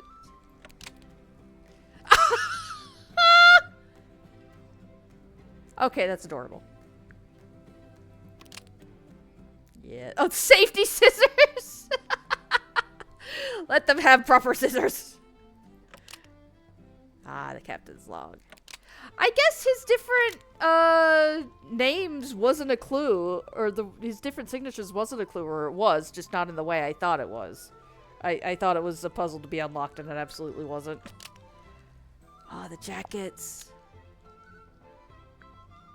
This thing is a Triumph, one of Kendra's very best 3D models. It looks so much like its hand-painted concept art. It does. Contracts. Oh, dang. Oh. I thought Merchuga was possessed by different spirits and was a different man every day. That's a fair conclusion. Gonna go to bed, but have fun with browsing the rest of the art book and glad you enjoyed Mermaid's Backstory. I did! Thank you so much for stopping by again, Edwin. It was fun to have you. Get good sleep! And thank you for your part of the game! It was awesome!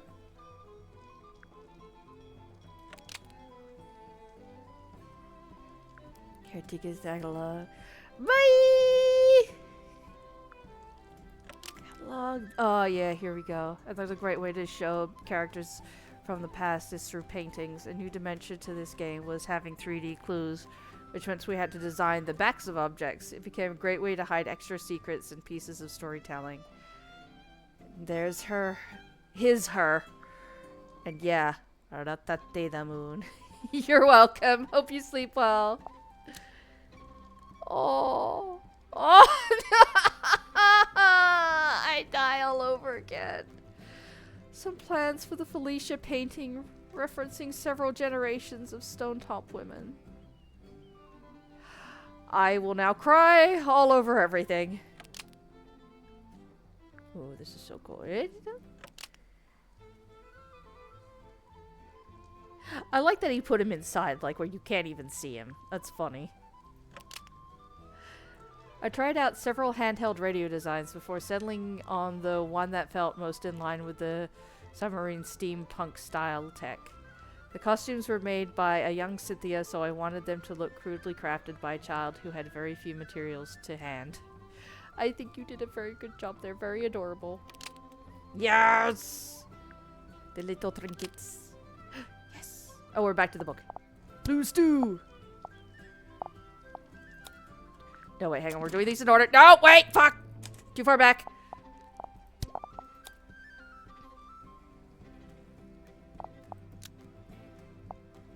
These are really good. Yes. Again, fantastic silhouettes. Oh.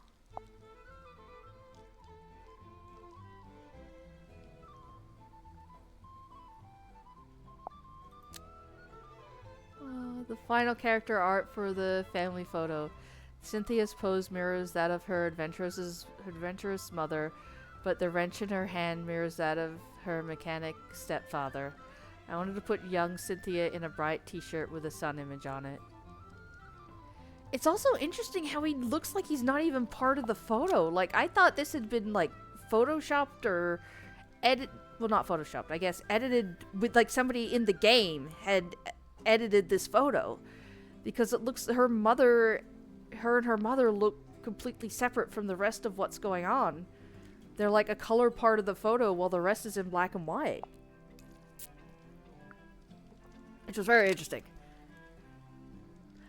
The deeds. Oh, yeah. And an image of a large face captured by the submarine's underwater imaging system. Yup. The phone! Ooh, very good. Did you notice how it's not a touchscreen except for when it is during the initial puzzle? Yeah. Yeah, I was actually wondering about that.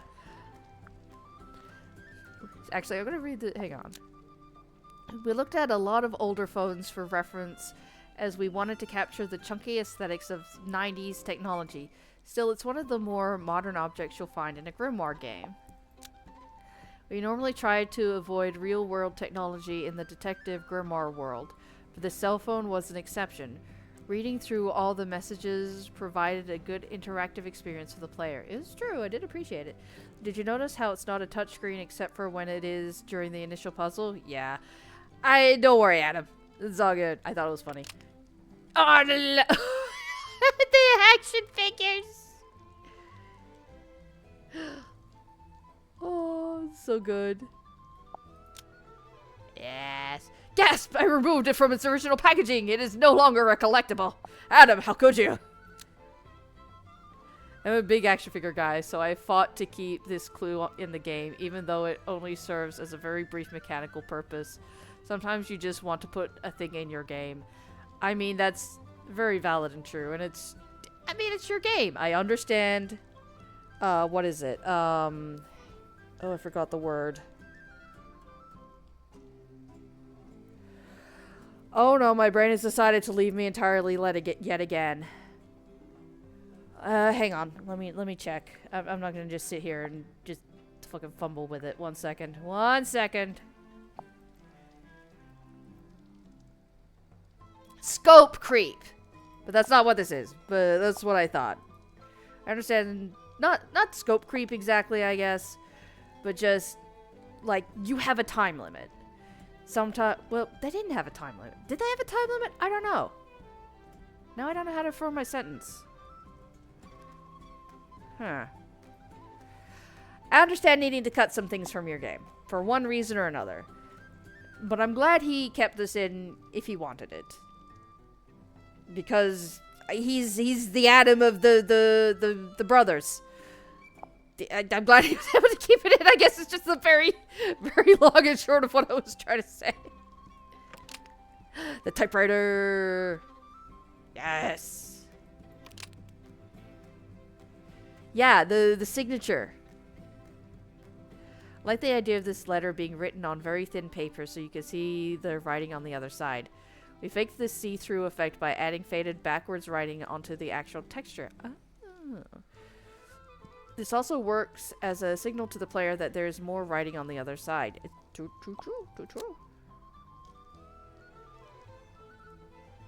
Yeah, oh.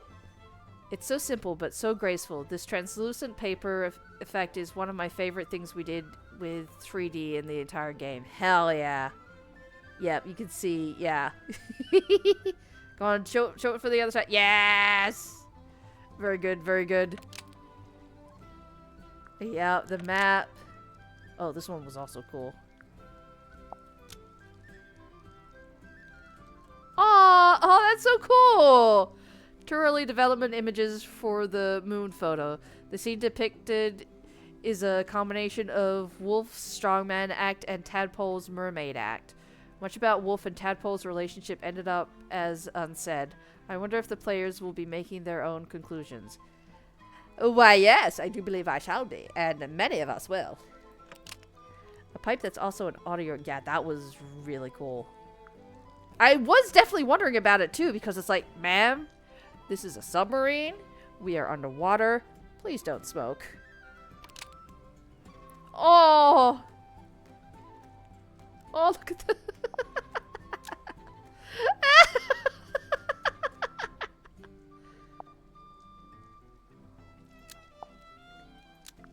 That's so cute.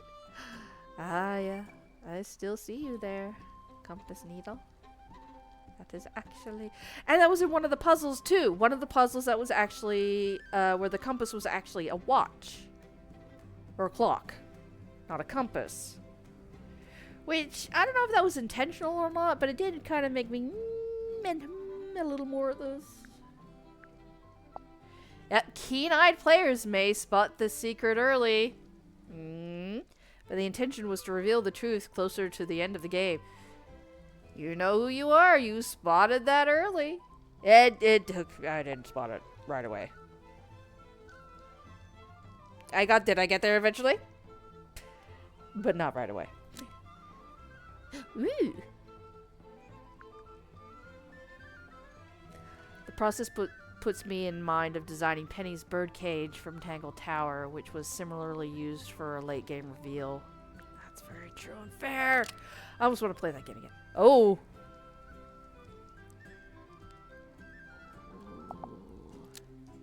Oh.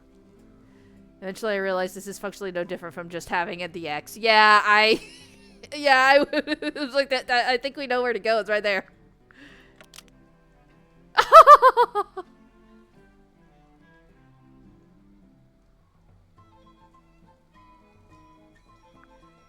So cute. There he is.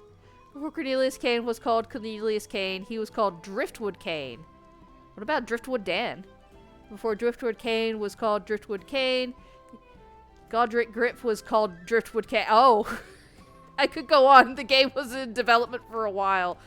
That is so valid, and games are like that.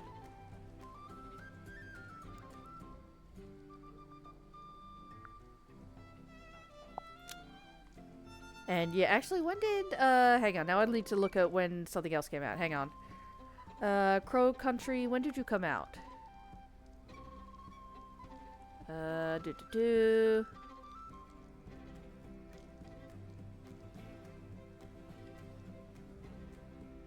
Hello, Crow Country. When did you come out? I can't find it on the Steam. Oh, there we go. 2024. Oh, thank you, Never. Thank you. So yeah, they were working on this when they were making an entire another game too. Holy shit.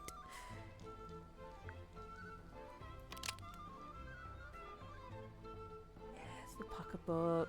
Player never meets Wolf, so we wanted to illustrate the other sides of his personality with the objects found inside. Yeah? Yes, the not a laser. I thought that was really neat. Especially when you talk to some other people and they're like, hey, I wonder if players have worked out exactly why it was dumped in the bilge. Did I remember to write that into the Sippy time. This turns Dork's, oh my goodness.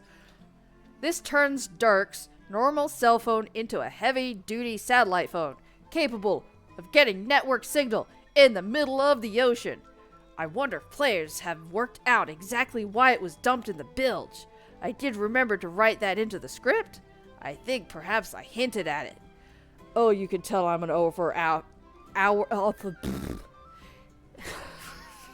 You can tell I have been streaming for longer than usual. My articulation is just down in the bilge, I guess.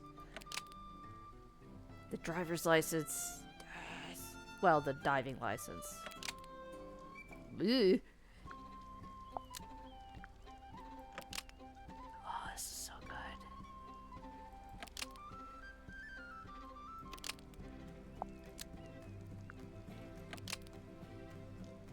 Oh yeah, the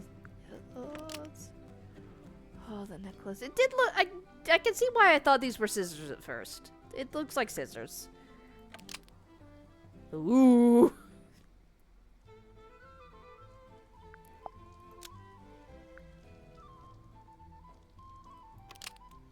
Do not touch. Do not open. No touch. Oh! A clue that eventually got cut. This cute little mouse belonged to Sim and Cynthia. Originally, his table was made of a cotton reel with a beer mat on top. And his seat was an eraser. Oh. Oh. This little guy with his cheese was such a charming little character to work on, although he was ultimately cut from the game. It was nice to craft a sense of his space and general vibes. We had the idea that he would be animated, so we had to keep that in mind as we were modeling. That's fair. Oh, I'm sorry. Basically, there were too many clues and I had to get rid of some. Even now, there are too many clues. Tremble Mouse was indeed to illustrate Sim and Cynthia's desire to live in a cozy countryside cottage, which they were doing vicariously through this mouse. Oh. Only to then whip it out when talking to suspects. Yeah. I like the thought of us just seizing the rat as evidence and putting it into our pockets, only to whip it out when talking to suspects. Yeah, I think that would have been fantastic. What can you tell me about this mouse? Ooh, submarine. Ooh. Yeah, this is really well designed. I love it.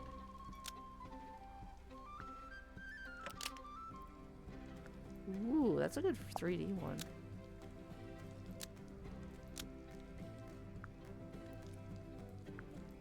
Is that... Whoop. Okay, I think that's actually everything. Oh... Alright, well, it is late. Several people have already gone to bed. I need to head out too. Thank you everybody for stopping by. Thank you for raiding in. Thank you for chatting. Thank you for lurking. Thank you for helping out. Thank you for staying with me on this insane voyage. I loved this so much. I think I'm probably going to go back and play Tangled Tower too, because I need more Detective Grimoire, and I'm between games and art and I don't know what else, but this is insane and I need more. No idea if there's ever going to be another game. If there is going to be, I will gladly wait. I hope everybody who worked on this game is just basking in the success of what they have made. I hope they are celebrating. I hope they are taking a well-deserved break, having just a breath, and know that they made something really fucking cool and I love it so very much and I know I'm not the only one. Y'all take care, everybody. I will catch you next time. Thank you all so very much. Bye, everybody. Thank you for the stream. You're welcome. Bye. Bye, everybody. I'll catch you next time. Bye. See y'all later. Bye.